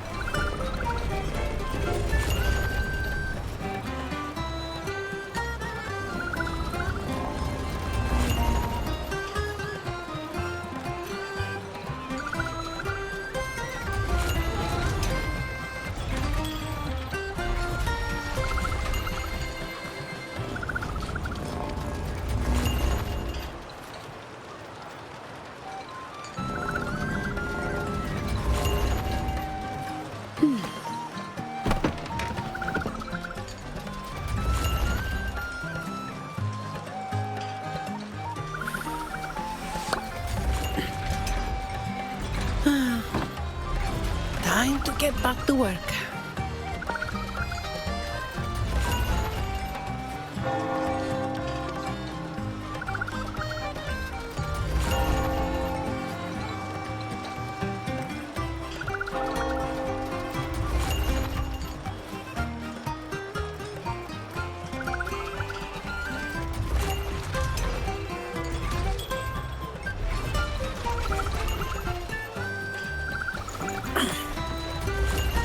All right. Where are we off to next?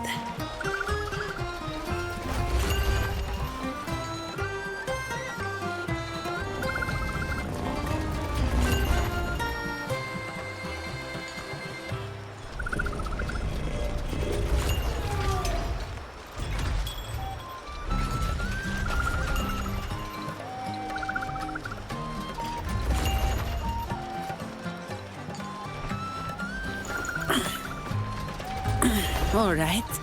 Where are we off to next?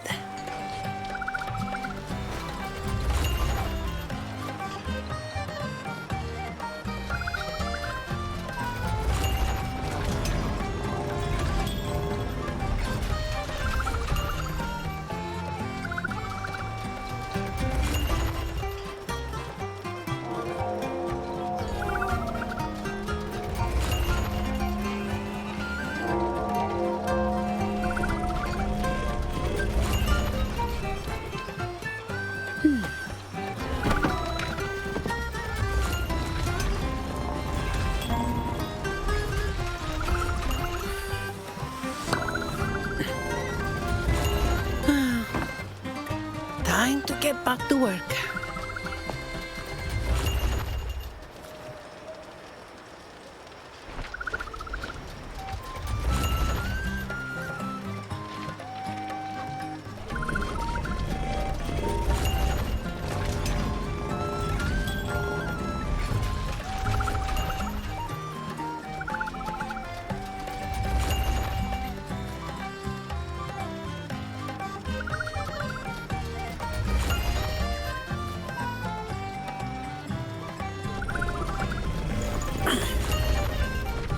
All right. Where are we off to next?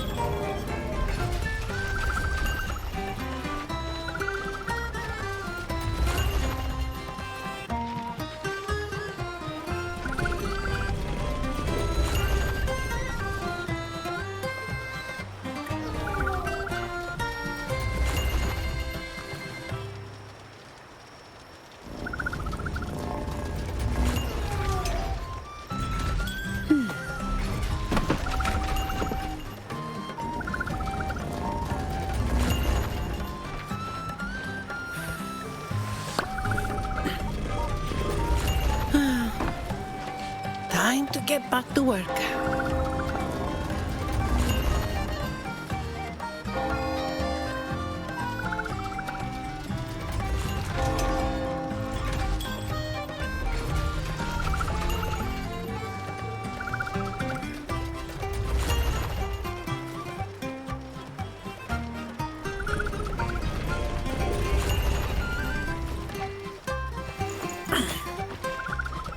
All right. Where are we off to next?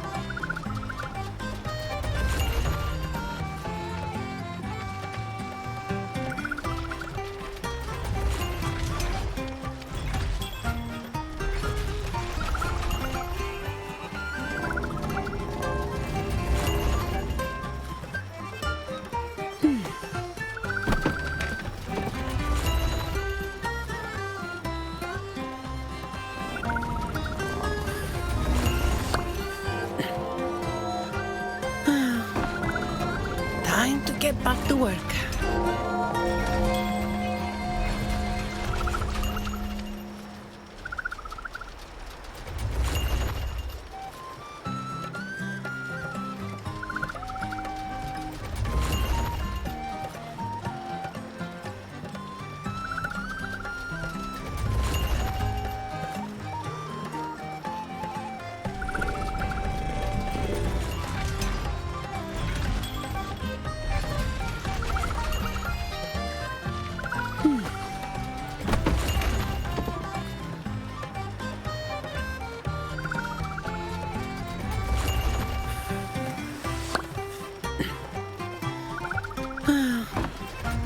Time to get back to work.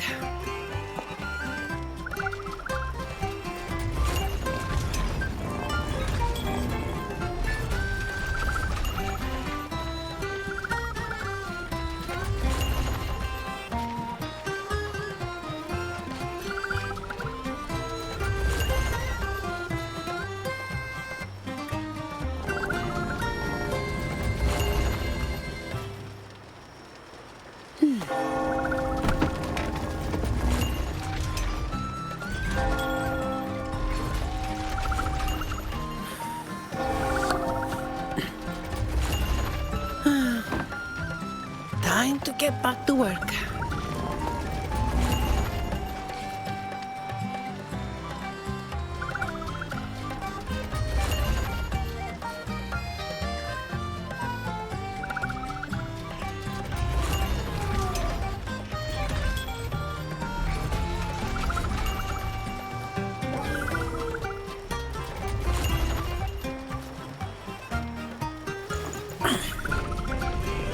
All right. Where are we off to next?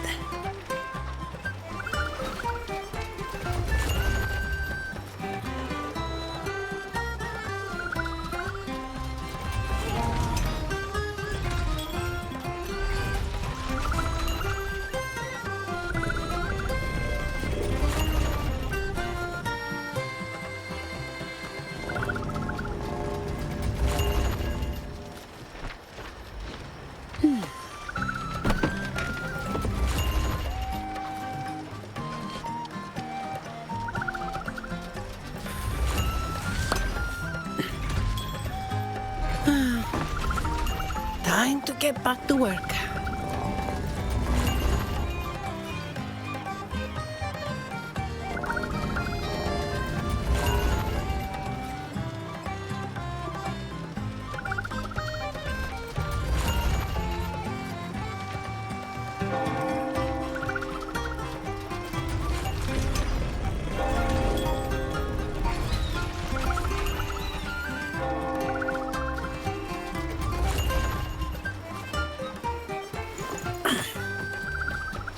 All right. Where are we off to next?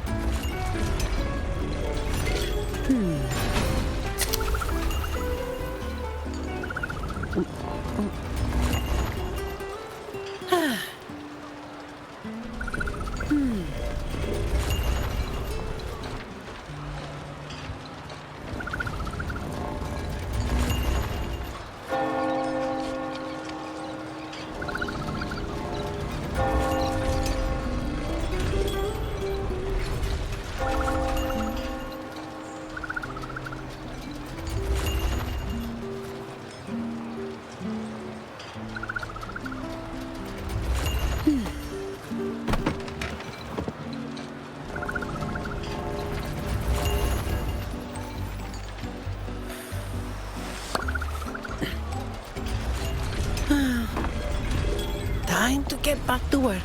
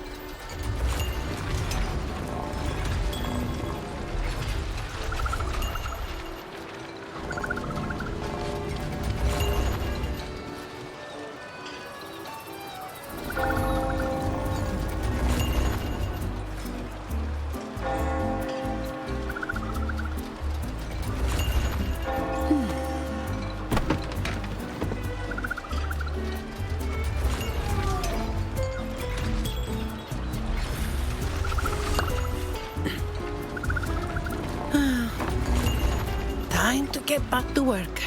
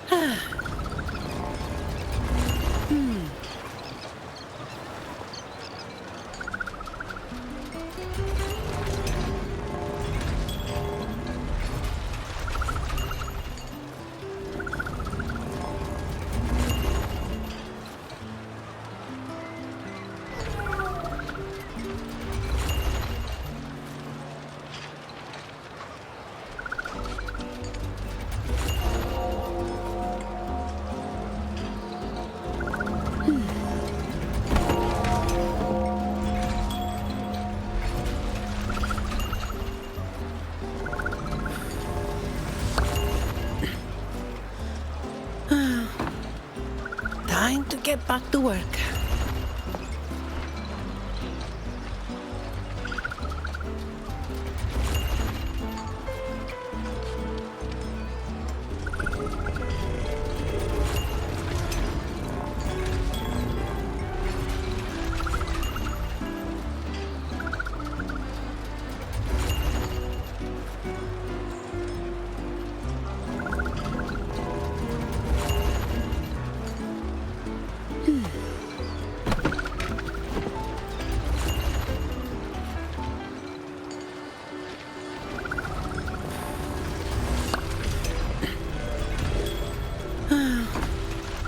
Time to get back to work.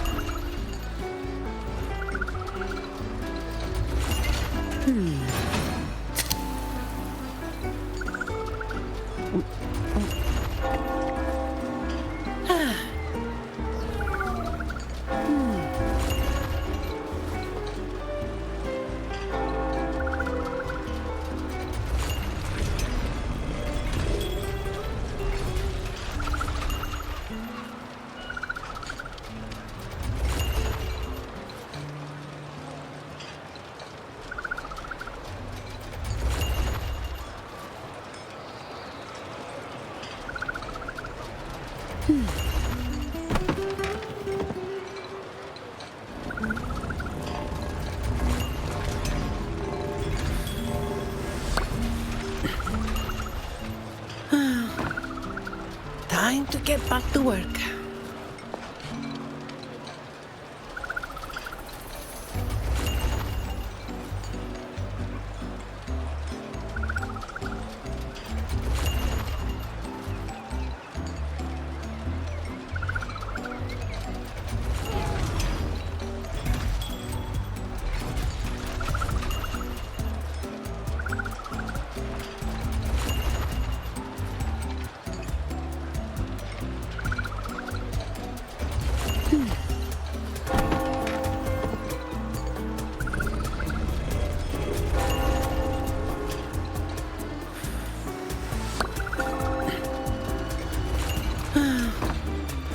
Time to get back to work.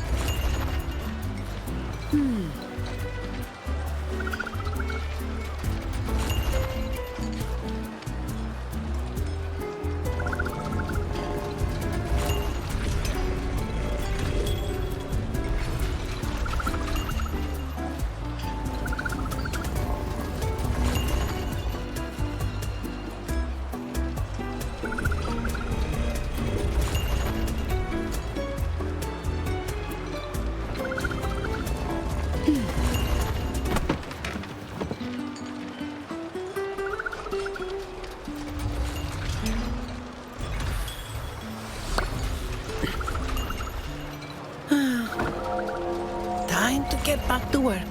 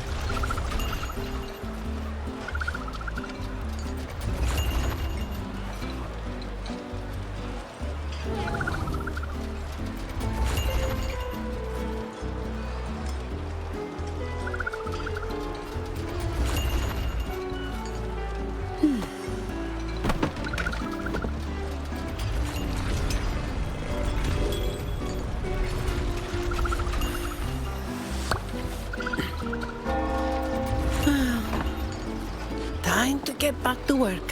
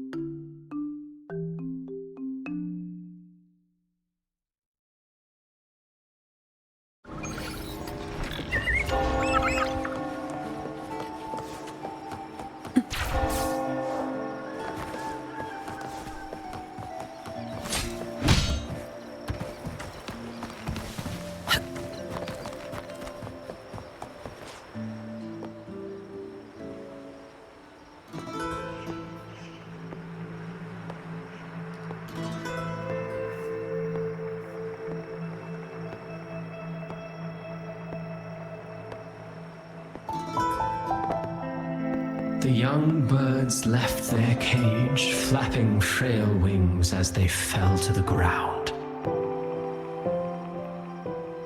I never thought his words would reach into the depths I sealed away so long ago.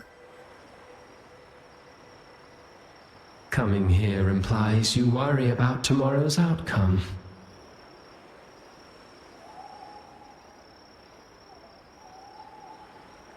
You intend to reveal the truth of the Sentinel to the public. But that revelation, it comes with a price. One you've paid before as a child. Remember?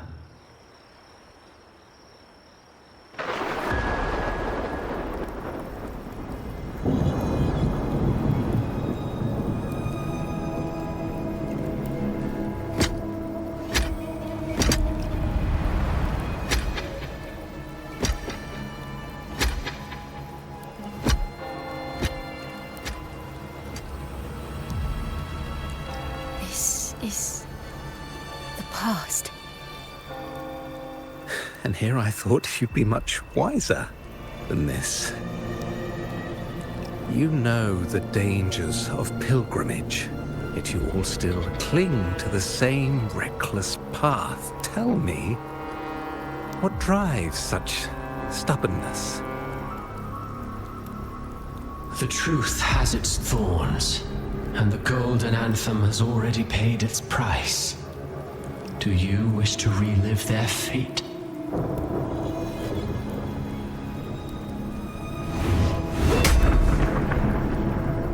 Is that what you're trying to tell me with your play? But you know nothing of how the Golden Anthem responded. Allow me to share the answer, Sir Acolyte.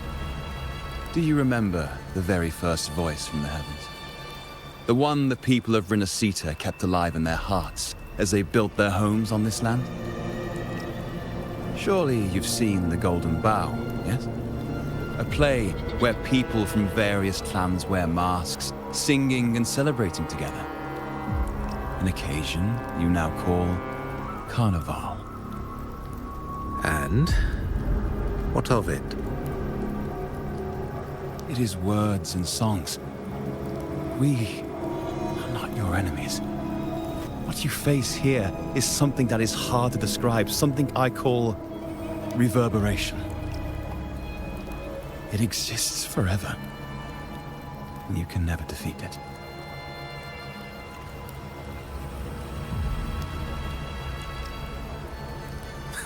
You pitiful fool. Off to the seas of that reverberation you believe in so dearly.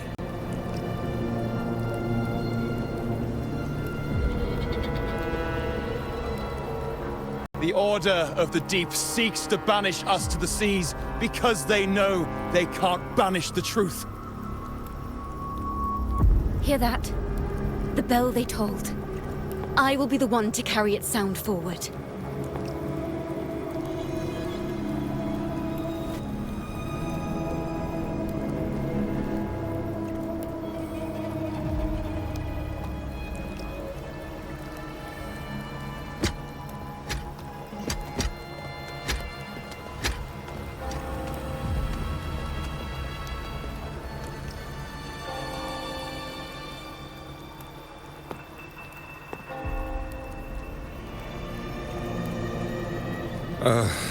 The parallels, so striking.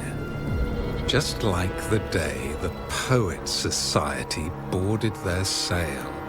You, Chakona Takata, blaspheming against the Sentinel. So this is the resonance they babbled on about. After all these years, another group of fools is ready to march down the same path. Why are there always those who believe the Sentinel is some damn horse? The poets were at least clever enough to hold their tongues, but you have the nerve to parade your blasphemy through the streets. Almost makes those poets look noble by comparison. Is that so, Sir Acolyte? I do hope you dream of this Sentinel of yours every night, then.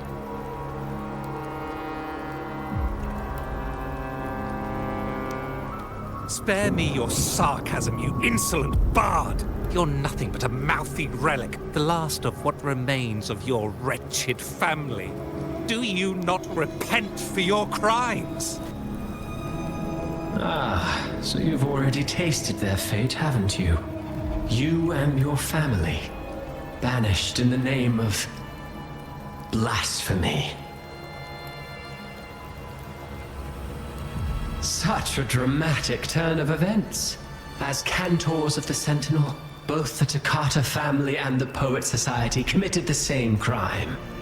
Tell me, what is the connection between you and those poets?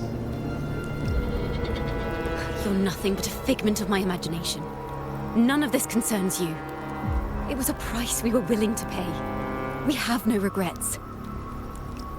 When I was a child, I lacked the ability to prove the Sentinel's true form.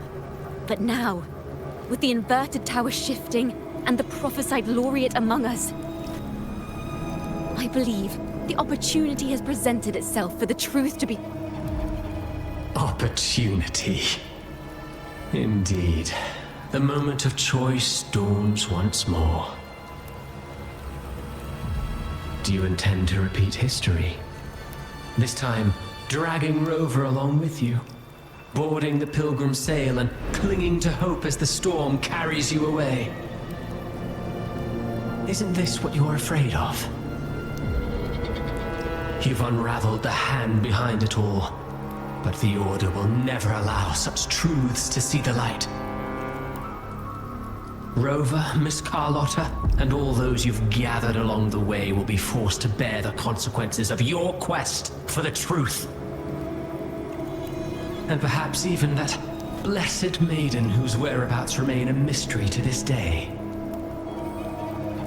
Even so, will you two still insist on stepping onto that stage tomorrow?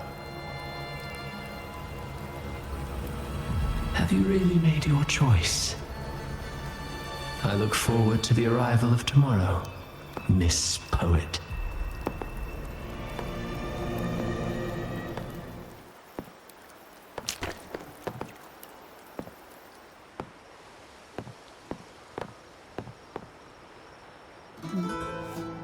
Is this Chakona's sheet music? She was here. The vision I saw seems to have been recorded from this. Chakona mentioned she always writes down her melodies on manuscript paper. Could this be?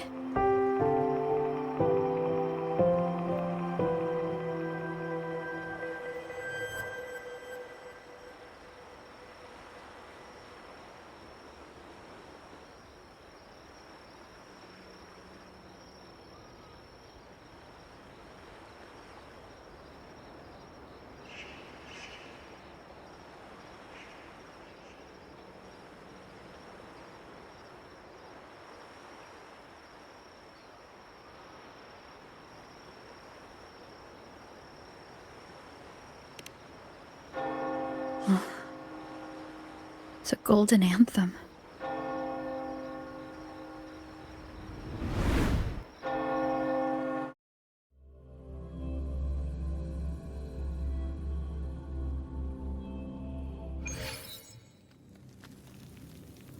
An interrogation room. Being here reminds me of the many unanswered questions still hidden within these melodies. The girl in the Poet Society's study must have been Chakona when she was little. What happened last time was no accident. As the performer, her own melodies got entangled in the mix. But why was she there? And why are the Takata family and the Poet Society accused of the same crime?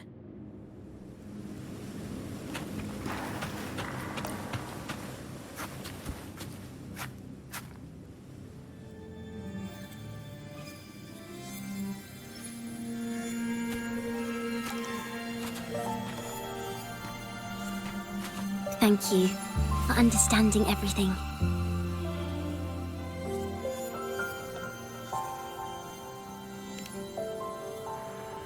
Is there anyone else here besides you?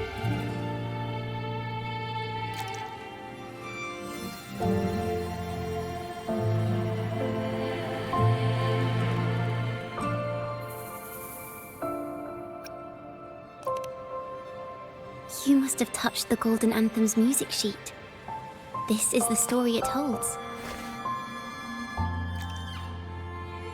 To be able to touch it means you're someone I can trust. I am yesterday's child of ignorance, the actor now on stage, and the banished sinner of tomorrow, Chakona Takata.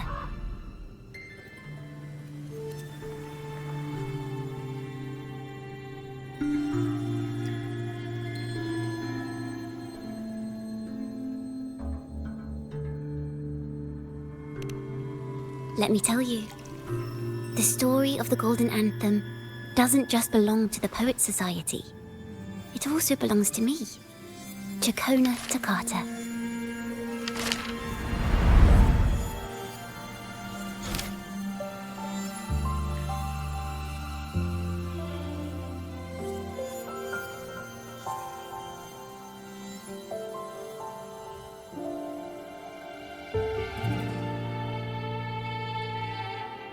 This is how it all started. A mysterious person showed the poets the truth about the Sentinel. Then they decided to become Knights of Raguena. Back then, besides the conductor, there were others who helped organize things. That was us, the Takata family.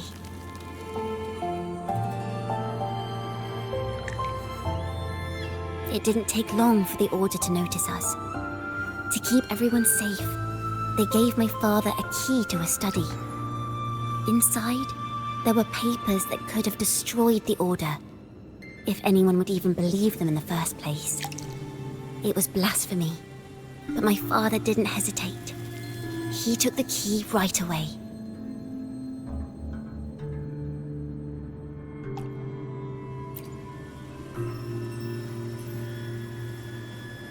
As you've already seen, I was also banished. You've probably heard a lot about the pilgrims' sail from Brant. Usually, the food and water in those ships aren't enough to get the people where they need to go. Even if they made it, the cold would get them. But on that ship, the Order made sure there was nothing. No food, no water, nothing. And there were only 3 fools on board.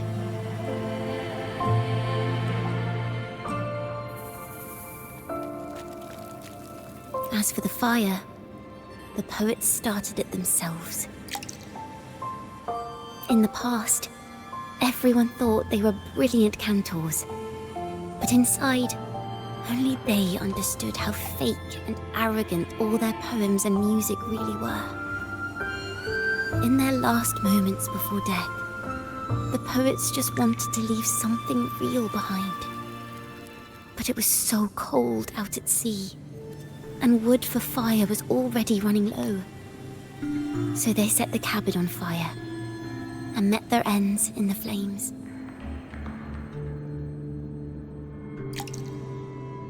In the world they dreamed of, poets would no longer be shackled, and everyone could sing freely. That was their wish for the future when the curtain fell. But the Order was afraid. They didn't want any loose ends. So they went to salvage the ship's wreckage.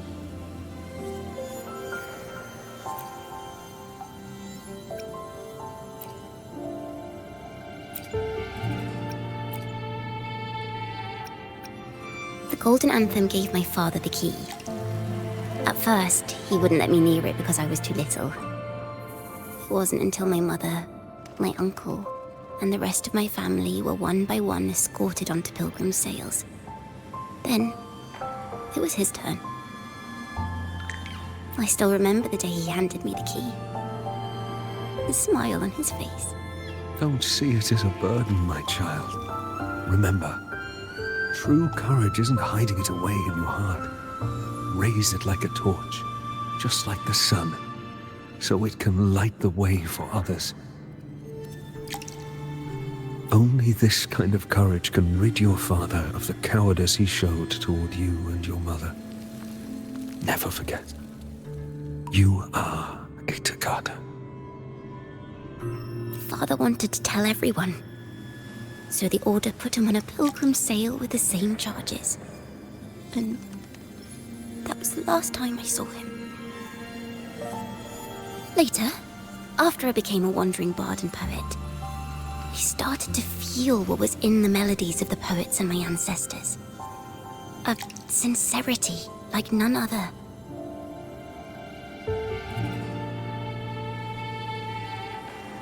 I wrote songs, weaving the stories my father and the poets discovered into musical scores. The Poets Society and our family could never prove whether the Sentinel's form is really that of a celestial steed. All we could do was hold on to our suspicions and the possible truth, waiting for someone to prove it. Now, I have that choice again. Do I reveal the truth? Always worrying about my next meal, wandering from place to place, being chased by acolytes. I'm used to it. But this time, I have you and my friends with me. I can't let you all repeat my fate. If we step onto that stage tomorrow, the Order will not stand idly by. They might even come after you and Carlotta.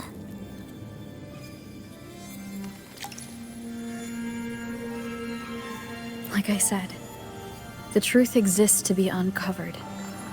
I've made my choice. And once everyone hears the truth, I believe no one will question the choices you all made in the past.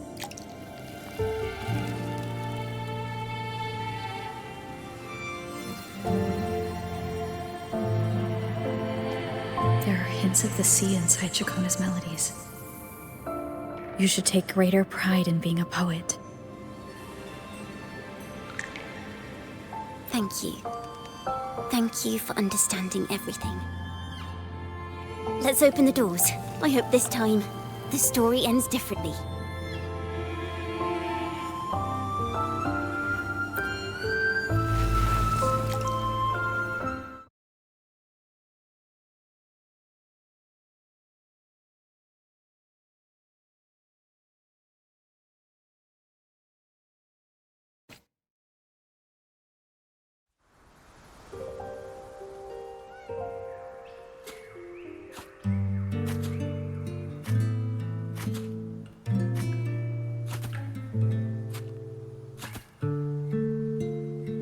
This song. It's the one she performed last time. The melody is the same, but why does it sound so sad this time?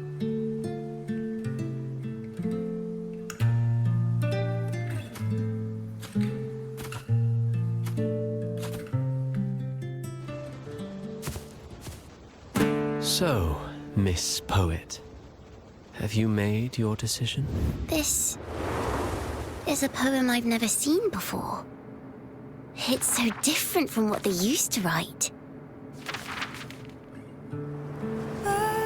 Do not place flowers on my tomb, for I do not rest beneath the stone.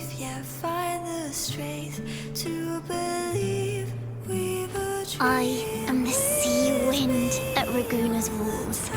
I am a dawn that breaks through thorns. I am a nighthawk of wings of flame, soaring towards the celestial steed, whose praises I sing and whose true form I behold. I know what you're thinking. You're worried I might end up on the same path you did. Go on. All the hopes will set us free from doubts and fears deep within. Let the sunrise gild our wings. Let the twilight soothe our skin. Follow your heart. I'll be with you. Till the end.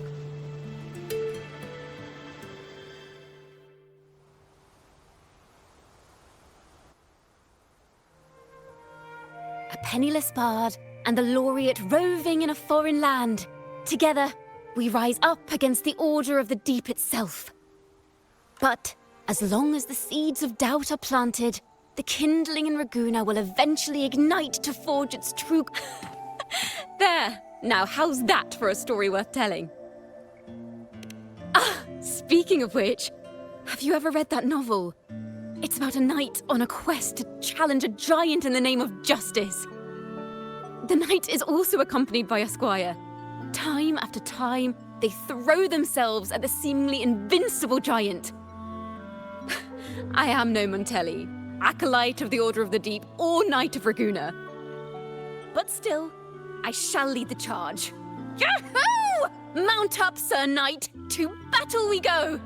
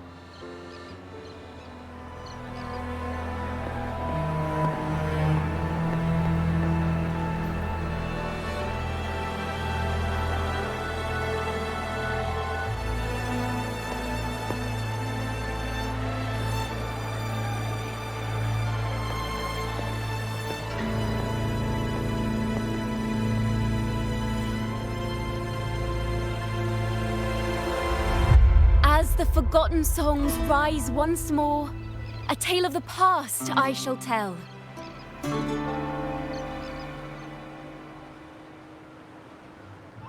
This is the story of those who were accused of blasphemy. They were once poets, singing songs for the divinity and the order. This is how their music became known to all. Until one day, they stumbled upon a truth that could not be proven. The Sentinel, whom we've always revered, is not what they seem. The true divinity granting us blessings is a majestic celestial steed that gallops across the high seas and soars through the skies. And the teachings in our scriptures? Lies. Lies told to us by the Order. Ask yourselves this. Why would Imperator, who once sent Renacita voices from the heavens, allow their people to suffer aboard those pilgrim sails? How could poets who once sang the praises of the Sentinel come to curse and resent Renacita, a land they loved so much? People of Renacita, have you ever wondered why the Order forbids us from seeing their earliest scriptures? Why did none of the fools that boarded the pilgrim's sail ever thank the Sentinel?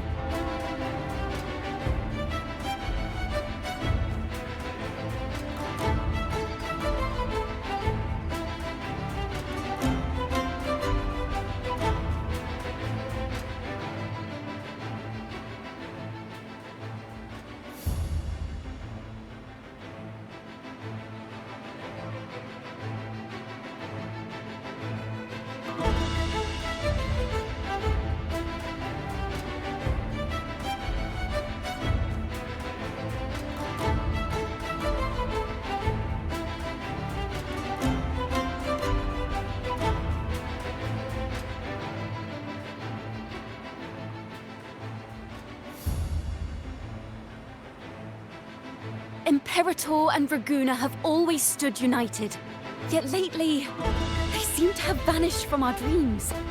Why is that?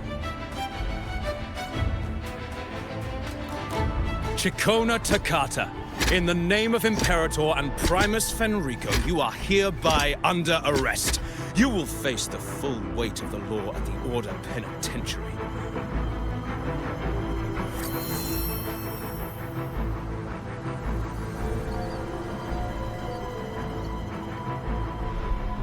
Is that so?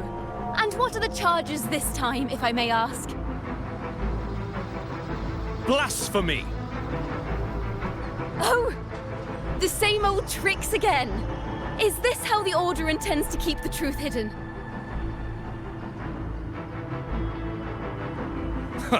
Save your empty words for your confession to the Sentinel.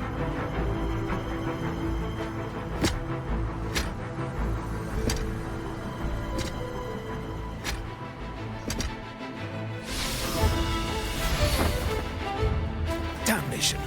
She's not working alone! Farewell, Sir Acolyte! Oh, and just a little tip for you. Keep your eyes on the audience below. Let's see how much of the Order's hypocrisy these empty words can unveil. I have faith. The music of the Golden Anthem will one day echo across Raguna's skies again.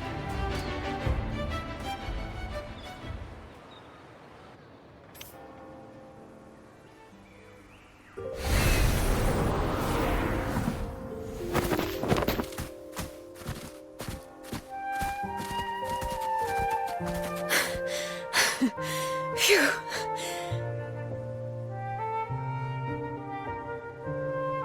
A masked hero suddenly appeared, rescuing the bard right when she was about to be apprehended by the Order. But that's a story for another time.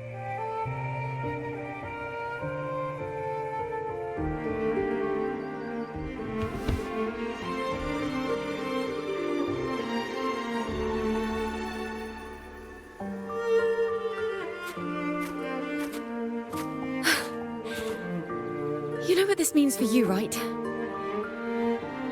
Even with a mask on, people will still recognize the laureate.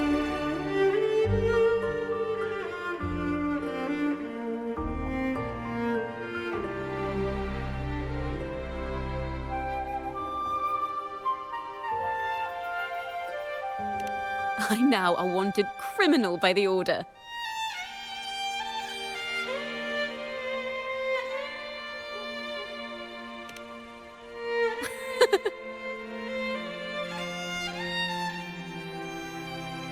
Now this is what a real poet, no, wait, a real knight is supposed to be.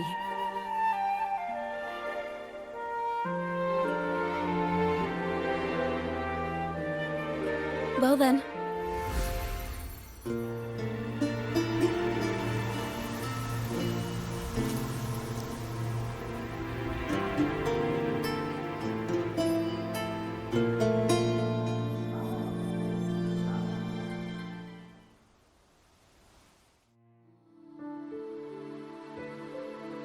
This room is our final stage. Now, it's your turn to step onto it. You will witness a different world. You arrogant hypocrites! Led by curiosity and wonder, they step forward. I am the gentle sea breeze, sweeping through Whisperwind Haven and towards Raguna's high walls. Well, have you decided on your answer? I look forward to the public trial. Perhaps our fates are not so different after all. It is time, sinner against the Sentinel. But you. I will continue to sing. As long as there are those who breathe and see. My eternal summer will never fade.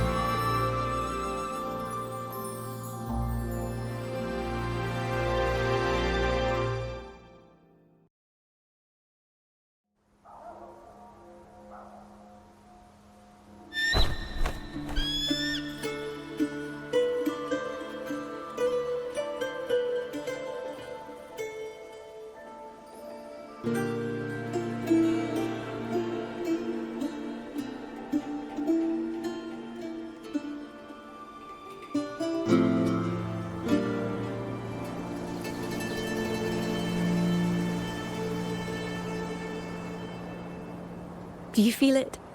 The breeze from Whisperwind Haven. You can even catch the faint scent of wet grass. Next thing you know, maybe an apple will fall on our heads. Or maybe a big grey wolf will leap out and chase a squirrel down a rabbit hole.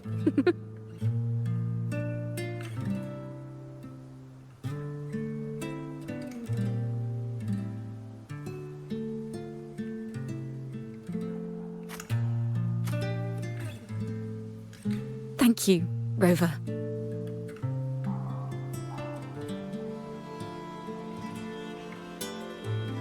I don't have the Blessed Maiden's miracles, nor the powers of a hero.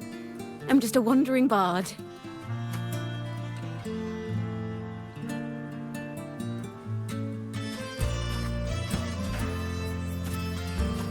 The only thing I can offer is to immortalize this moment.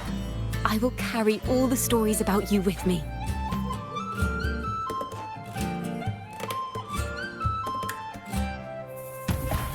By the way, I met a man at Margarita's who claims to be a playwright. You should watch out for him.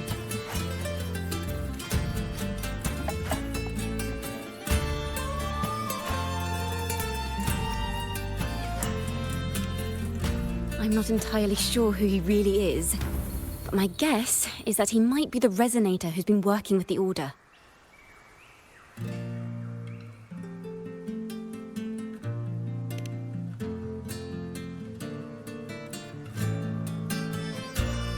Here, you can have this music sheet. I'm heading off on...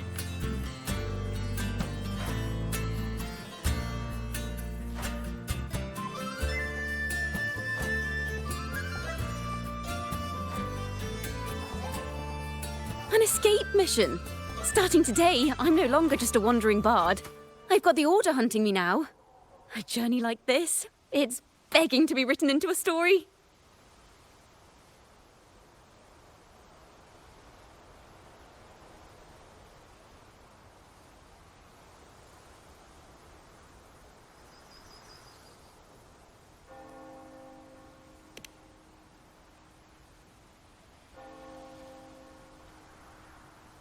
Don't you worry. I still remember our promise.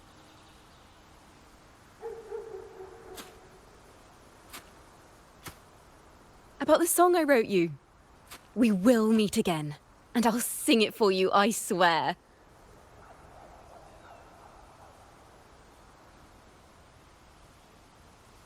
After all, we're partners in crime now.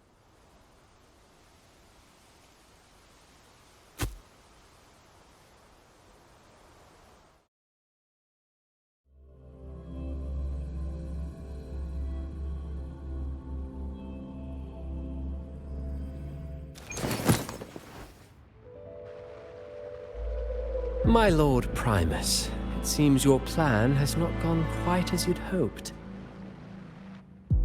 You sought to revive the blasphemous Poet Society, spreading their legacy to stoke the fires of prejudice, and through my aid summon daemons to sow fear across Ragusa City. I care not for labels of good or evil. My only care is Ragusa's order and chaos. Fear is but one tool among many to maintain stability. Ah, truly the words of one in possession of great power. Such lines are rare, even in plays. And yet, why do you seem so restless, Lord Fenrico? This is hardly the character I expected from you. Is it that foreign laureate that unsettles you so? Or perhaps that insignificant Toccata girl? Or is it something else you seek?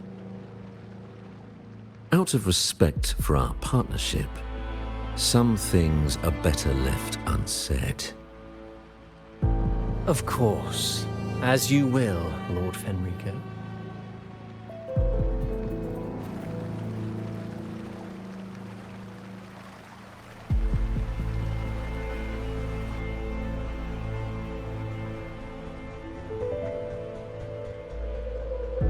Wait.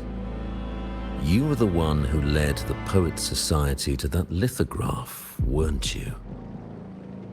I've heard whispers of your presence at Whisperwind Haven around that time. Whenever you were asked, you claimed to be seeking inspiration. Why are you doing this? As you've said yourself, out of respect for our partnership, some things are better left unsaid. There was no deception. Indeed, I was seeking inspiration. In the end, I found a story about birds in a cage. The birds, having uncovered the truth, must decide. Will they choose to fly into the unknown, or remain caged within the familiar? Ah, Lord Fenrico, a word of reminder. Just as the young Toccata mentioned, how long has it been since you last dreamed of your true divinity? Armed with a wooden spear and a broken helmet, the knight charged at the windmill.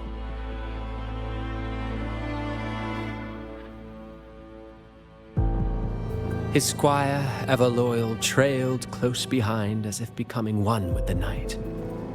Together they charged again and again, true knights in spirit, ignoring the countless wounds they bore. Truly astonishing. Even if you took such a script, what could you possibly accomplish, Hecate?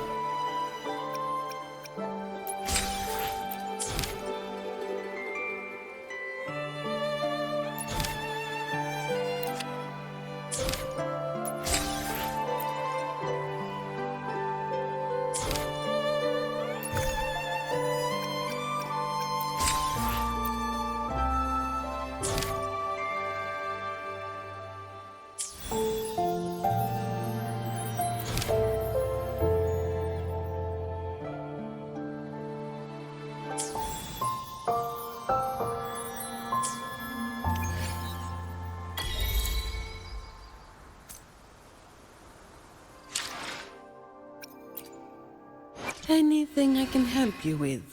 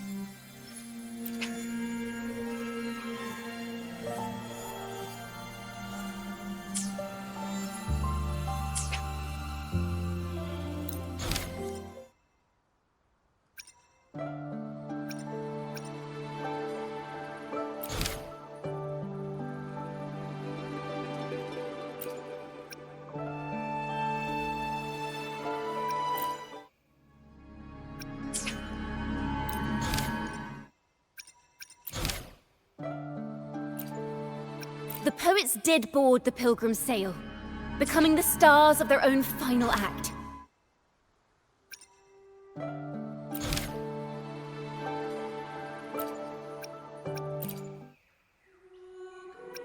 Vanished and forever stripped of the right to sing for the Sentinel and the Order.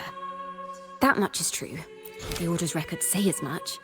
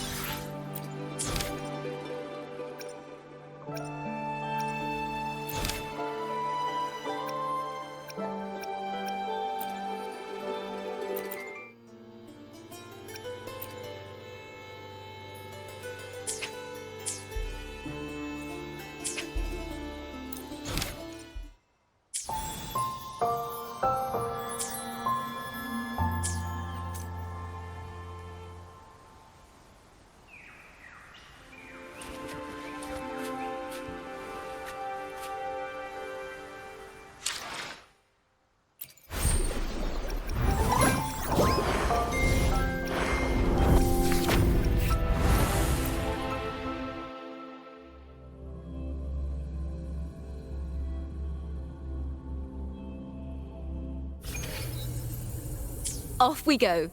May my poems light the way on your path ahead.